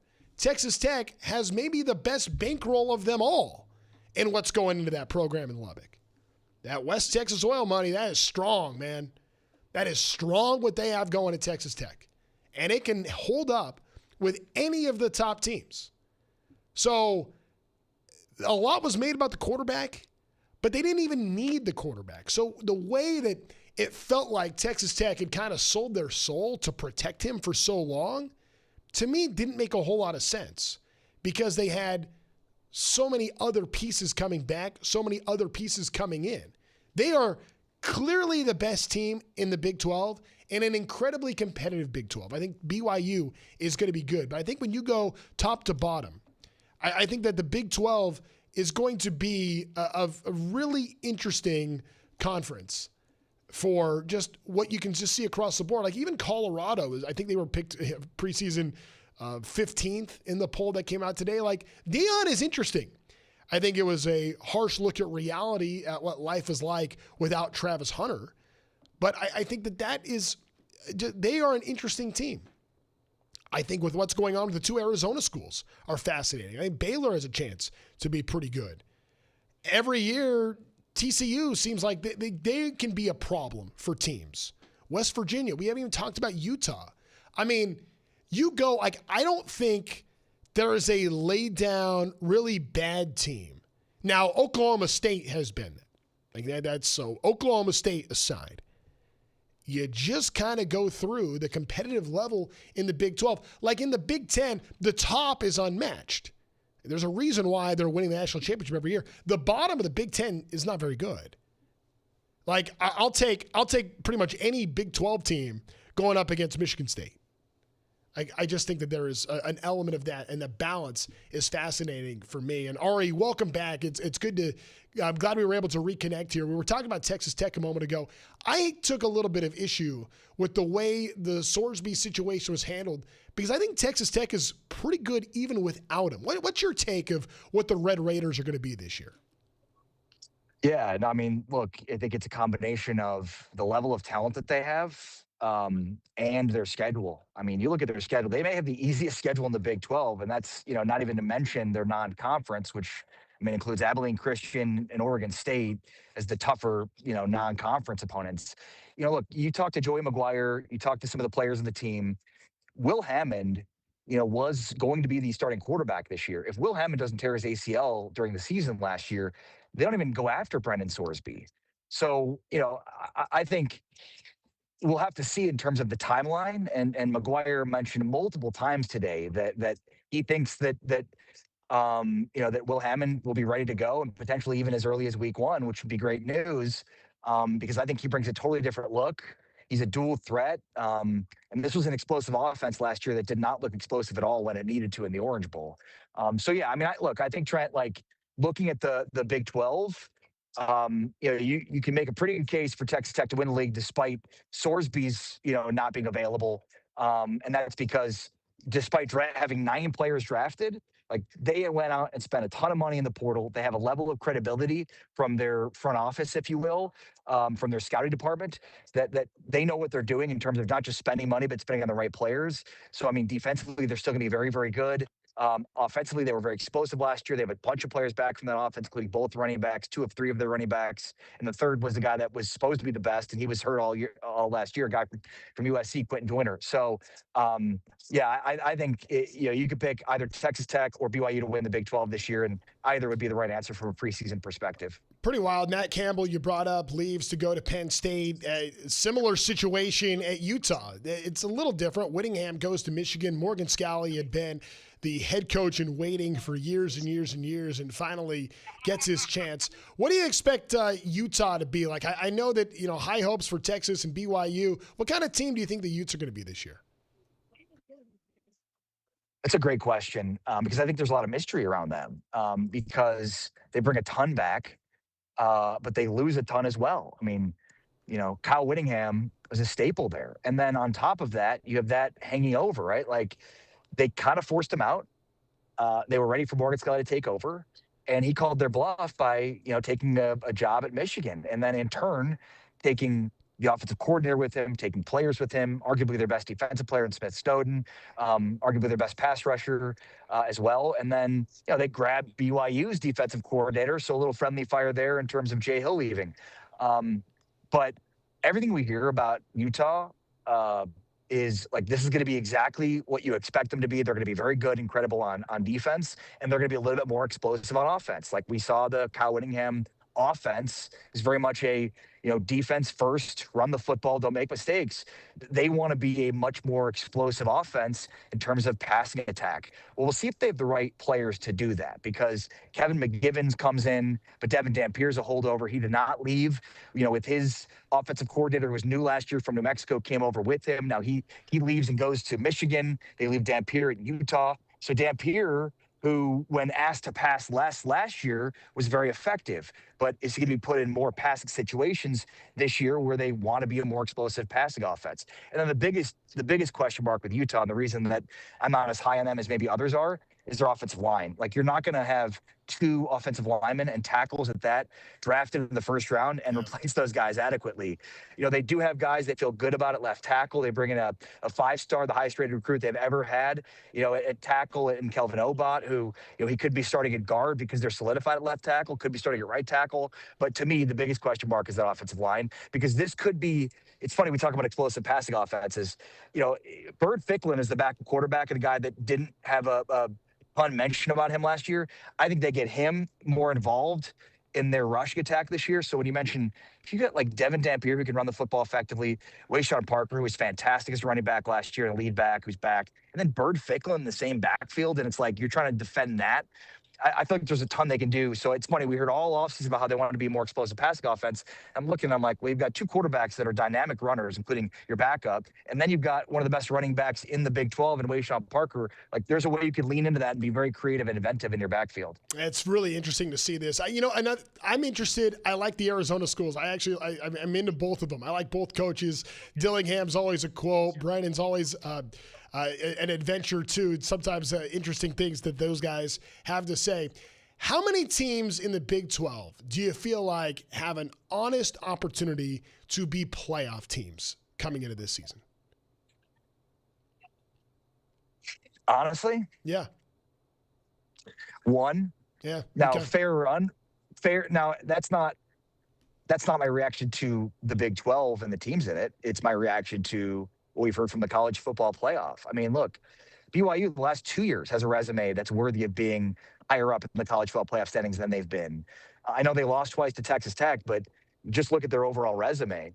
I'm not sure the Big 12 has a footing nationally that allows it to get 2 teams in. Now, I think if we're looking at this genuinely and honestly and comparing it to the rest of the college football, I mean, the SEC has not played in the national championship game in multiple years now, yet they have the credibility of the conference that won back-to-back national championships. They haven't played in the national championship in 3 years, right? So to me, like, I don't know why the SEC continues to have this unchecked credibility when they're not proving it on the field, because the way that they used to win by, paying players, playing really good defense to run the football is no longer, a difficult thing to do across the country. Everybody else is paying players too now, so the SEC doesn't have that same advantage that they have. I think just a realistic look in terms of high-level teams, Texas Tech and BYU are there. Those are 2 teams that should absolutely be in the preseason playoff conversation. Houston won 10 games last year. Willie Fritz is the most underrated coach in college football in terms of turning teams into winners. They, I think, are going to be considerably better along their offensive line. They added arguably the best offensive lineman in the portal in Shadre Hurst, who was with Willie Fritz at Tulane. He's a powerful, strong dude who's going to man that left side.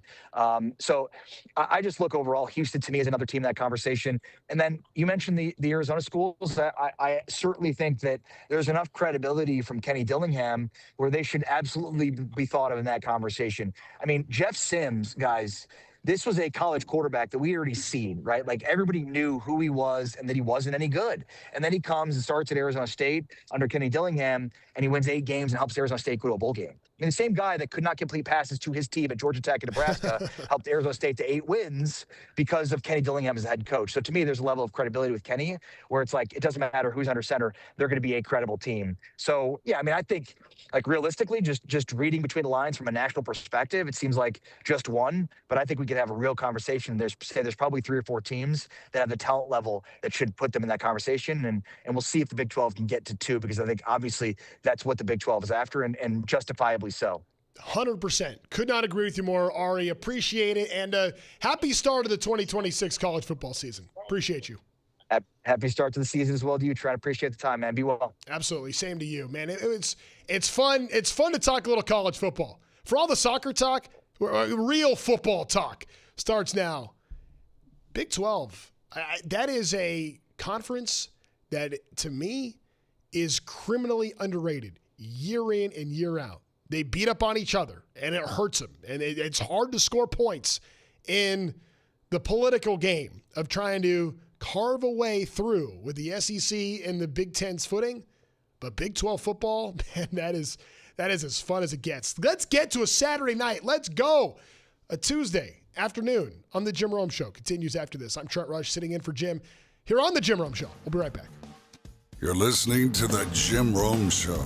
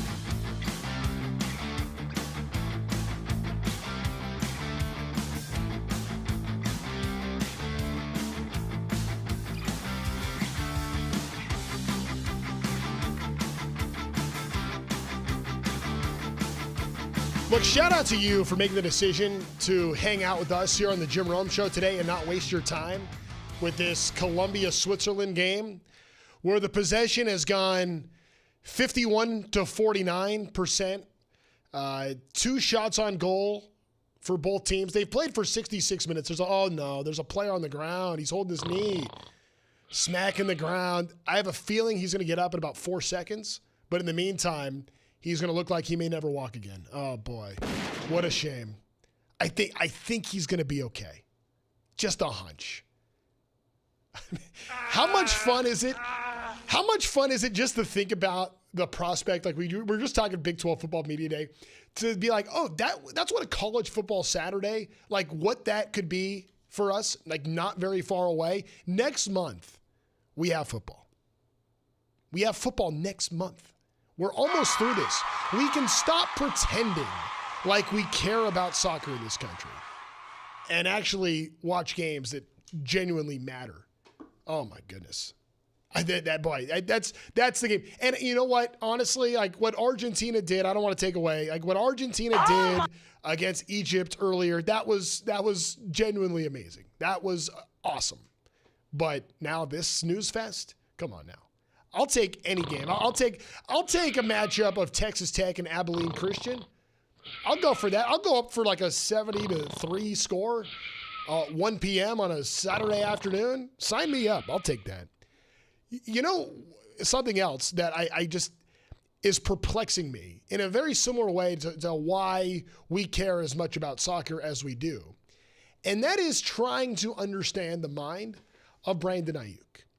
And I'm thinking maybe that's my fault. Like maybe that's on me for wanting to even entertain a wannabe Antonio Brown. And I think that's what's happened here. Because while he turned the phone on himself yesterday and decided to film comments about why he's not going to do the easiest thing in the world, and that's just report to camp and get cut. No. He has doubled down. Brandon Ayuk has taken to social media, saying, quote, when the news finally came out that my guarantees were voided in November, the team continued to lie to the media and fan base, acting as if it was not a decision that was made in July, continually saying I would be returning. Despite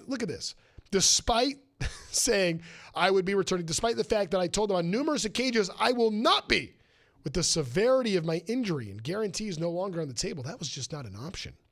We are 1 year from the date in which they made the decision to void my guarantees due to missed rehab. Yet they have the footage and the GPS information that shows I reached markers I've never hit before the injury, all before the required recovery time ordered by the surgeon. Continues, I will not be reinstating with them, nor ever doing any kind of business with them. I am locked in and focused on my opportunity to return to the field this season. Really? It's very simple. Instead of filing a grievance with the Better Business Bureau and taking to social media to post this, literally walk in the door, get cut, and get on your way and sign with one of the 31 other teams.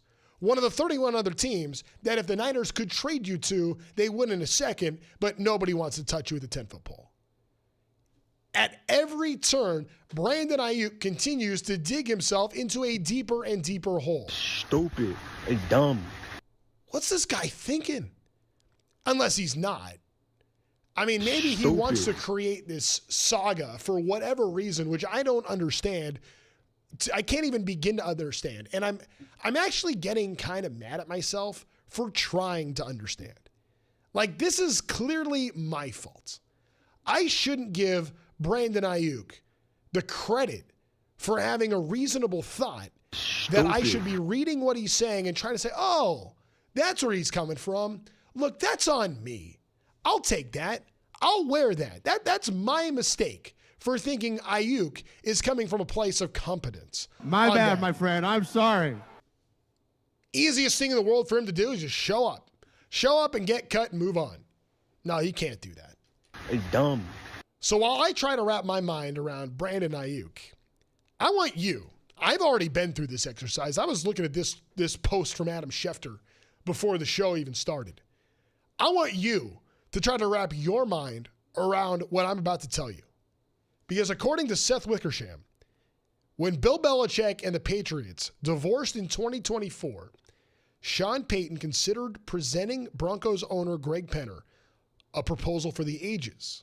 Here it is on the screen.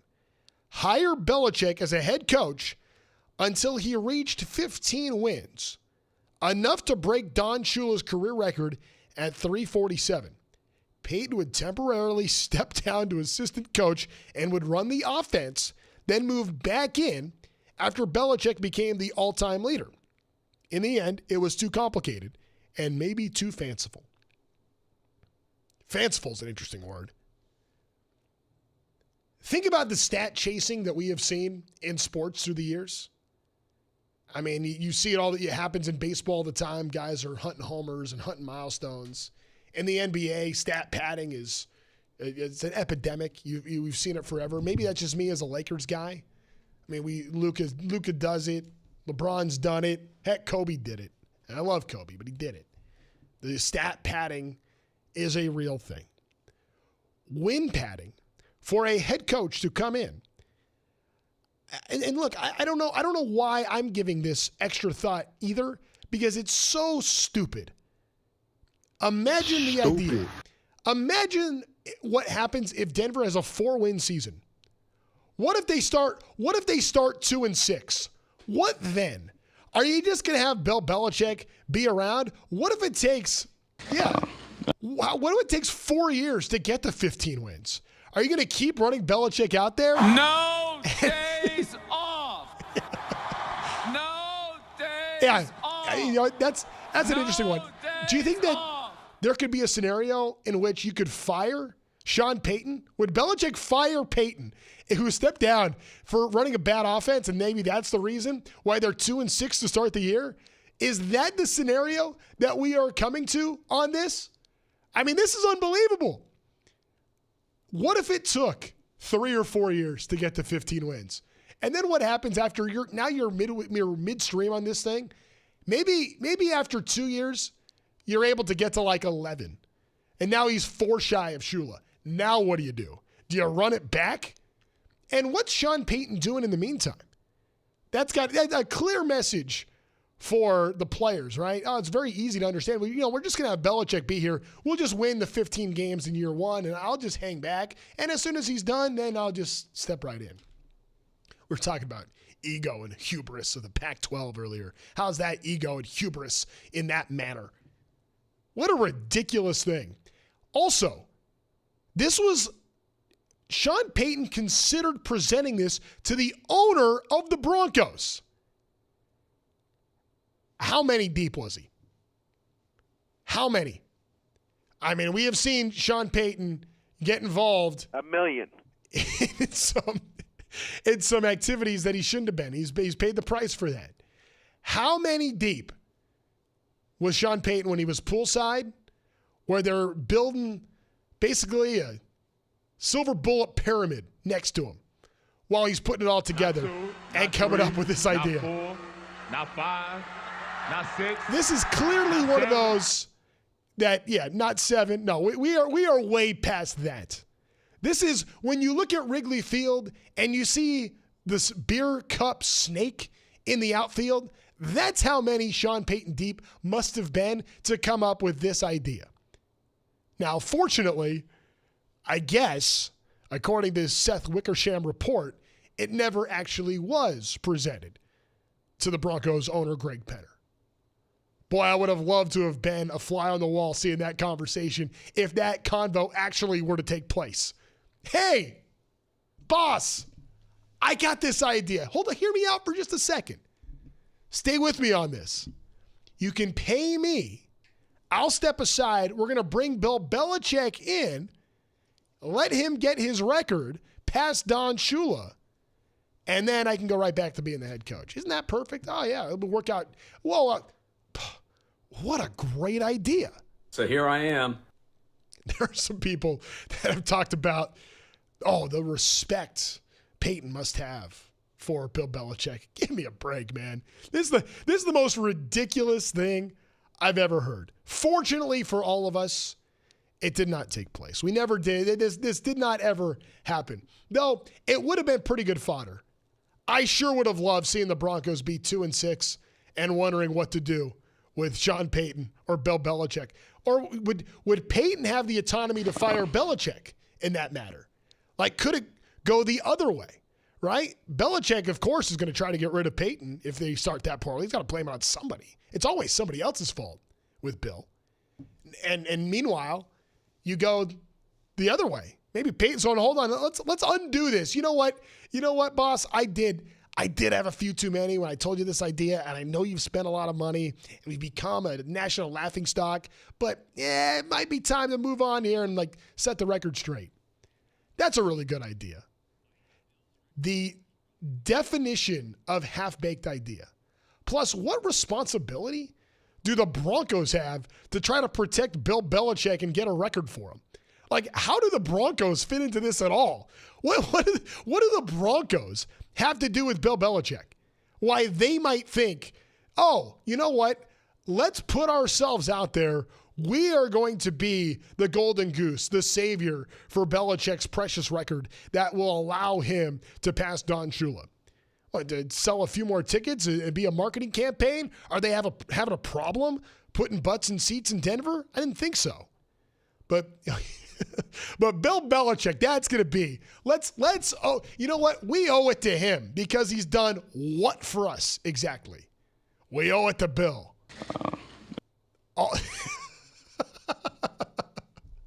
This is the all-time dumb idea from Sean Payton. It is such a bad idea that I'm starting to question Payton's decision-making at all, because if he even thought to potentially propose this. How many more Super Bowls would the Broncos have if not for Belichick? How many Super Bowls were taken away because the Broncos had to deal with the Patriots? All-time dumb idea. But you know what? I'm glad it came to be.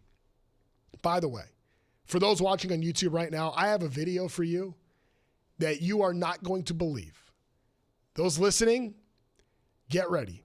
You think Brandon Ayuk is dumb with how he's going about this? Stupid and dumb. We're about to top it. We are. I'm Trent Rush, sitting in for Jim Rome. You don't want to miss the final segment of the Jim Rome Show. Coming up right after this. You're listening to the Jim Rome Show.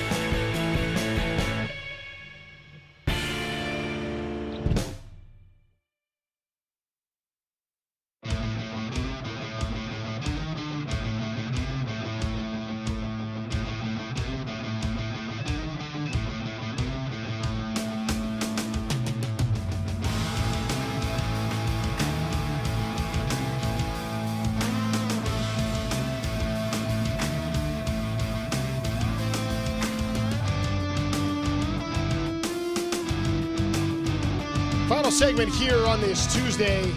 My name is Trent Rush, sitting in for Jim Rome. Here, it's been a blast today. We had a lot to get to. We've had some fun making fun of soccer.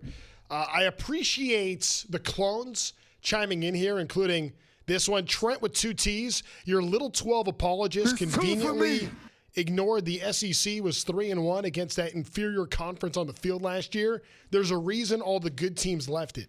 Jay in the STL. Salty. Already? We're already going to be salty? You're already upset that Houston smacked LSU in the bowl game last year when it really mattered? And by the way, to the SEC apologists out there, and I'm not disparaging the SEC. The SEC is a great conference. The SEC and the Big Ten, it's the SEC and Big Ten and a drop, and then the Big 12, and then there's a lot of other teams vying for what's going to be next.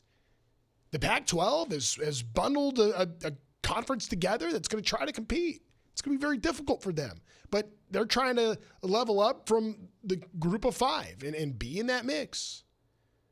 But the Big 12 was in the college football playoff national championship game last as recently as the SEC was. It was in 2023. Now, the Big 12 probably doesn't want me to remind you that Georgia destroyed TCU in that game. And that was right here at SoFi Stadium. I remember, rainy night at SoFi Stadium.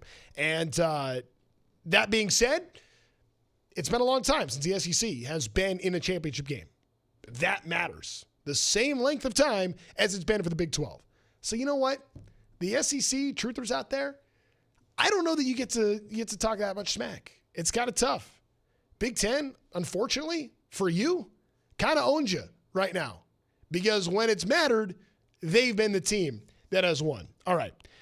I want to take you to Howard County, Maryland, because we saw karma on display to a level that I don't know that we've ever seen before. There was a person, I'm just going to try to set this up for you, a person was in the act of a theft. In the meantime, an injustice was done to him in a classic karma moment. All right, put your hands behind your back for me. For what? For what? Were you at that Verizon store? Because you got blood on your hands and blood on your glasses. I wasn't at no Verizon store, sir. I promise to God. Have a seat real quick. Hold on. You got blood on your shirt. We have one detained. I wasn't at no We can Verizon get one of the units on that business alarm. Come over here. Have a seat. One detained at 6 o'clock. So here's the deal. Okay. Verizon store, man. Okay. Someone stole my truck. I understand that. So the gig's up. It's whether you want to be honest about stuff or not. You know what I mean? I do. All right. They're not truck. Oh my God. That's kind of some karma right there, ain't it? Well, I left the keys in. Yeah, that's some karma right there, dude.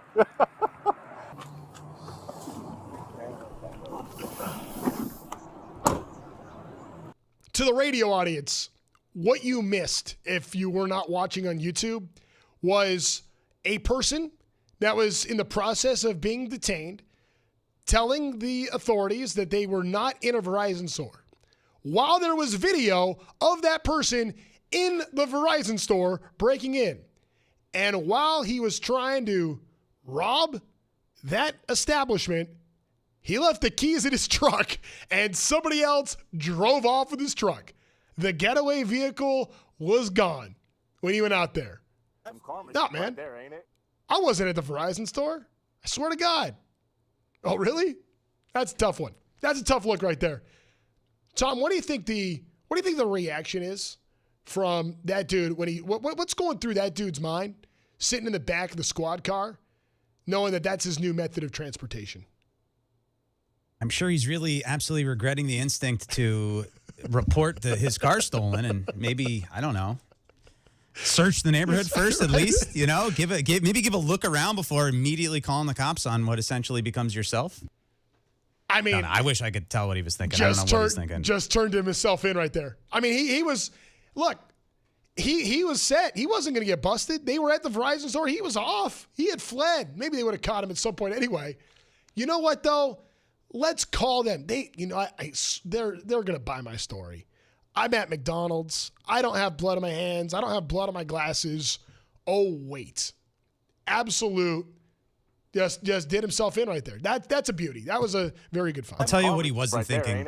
He was not thinking they had video footage of him in the exact same clothes running around the Verizon store. No chance. I mean, he could have played it off a little better, right? If he's holding the McMuffin, or maybe he's got like a McDonald's coffee in his hands, maybe he could try to pull it off a little bit better. I don't think there was a ton of thought to begin with in this whole scenario. Case in point, leaving the keys in the car in the first place. You know, this whole thing was sloppy from the very beginning. I mean, he's leaving the car running too. This falls in line with Sean Payton and Brandon Ayuk. This is the same kind of idea that's going on here. Sean Payton wanting to bring in Bill Belichick, try to break the record. I mean, that is good stuff. Jim and Coachella, it's the Big 12, not intramurals. It's the Big 12! It ain't intramurals! Daily Row. Intramurals get competitive and chippy, sir. How dare you? Following that up. I mean, I respect that. It ain't intramurals! I think the Big 12 is competitive. I think the Big 12 is really fun. I think what's happened here is we are far enough removed from what we remember about the college football season when you've been watching games all day and it's late night on a Saturday and maybe you got your butt kicked that day and you're trying somehow, some way to watch whatever the late game is on, trying to salvage what happened on that Saturday. Maybe you forgot about some of the blowouts. Maybe you forgot about enough time has gone by that I think we only remember the glory. We only remember the good days and the good stuff that happens on the gridiron. Maybe it's because we've been subject to this World Cup that, while it has been spectacular, pales in comparison to what we see in the National Football League, what we see in college football, and how much fun all of that is. Rick Botta, I love how criminals don't think that 99.99% of places have cameras these days. And it's all on film. You bring in, I think it's pretty safe to assume that there's going to be cameras there. You hop in, you hop into a store, you break through the window, and you go in, and you go, do a little personal shopping for a cell phone there. Somebody's going to find you. Especially when the devices that you're trying to take also have cameras on them and trackers on them. Probably not the wisest idea. All right. We've had a lot of fun. It's been a great last couple of days. Brian Weber is going to be in the next 2 here on the Jim Rome Show. It's an honor. It always is to sit in for Jim Rome. My name is Trent Rush. It's been a blast hanging with you. I enjoy the clones. I love you guys. I really do. You can find me on social media at Trent Rush Sports. You'll probably find me calling Angels games, most likely these days. That's where I spend most of my time. Looking forward to college football season, college basketball season. When I do games there on Fox, it's a blast. It's really fun being with you guys today. I want to give some shout outs. I mean, the whole crew, I don't want to miss anybody, but Lauren, Isabel, behind the scenes, take care of the video work. They do an amazing job. I've been working with Tom and Alex on this the last couple of days. I've known Leilani, who stepped up today, filling in for Alvin. Leilani, she goes way back. An amazing basketball referee, by the way, kind of keeping us all in check here. I hope the officiating that Leilani brings to the court is a lot better than the officiating we see in this World Cup. The World Cup's going to be fun the rest of the way. We don't have to have our hearts broken because America's gone. And we know that real football starts next month. And we're going to have the NFL and college football. All right, that's it for us here on this Tuesday. I'm Trent Rush. We'll see you.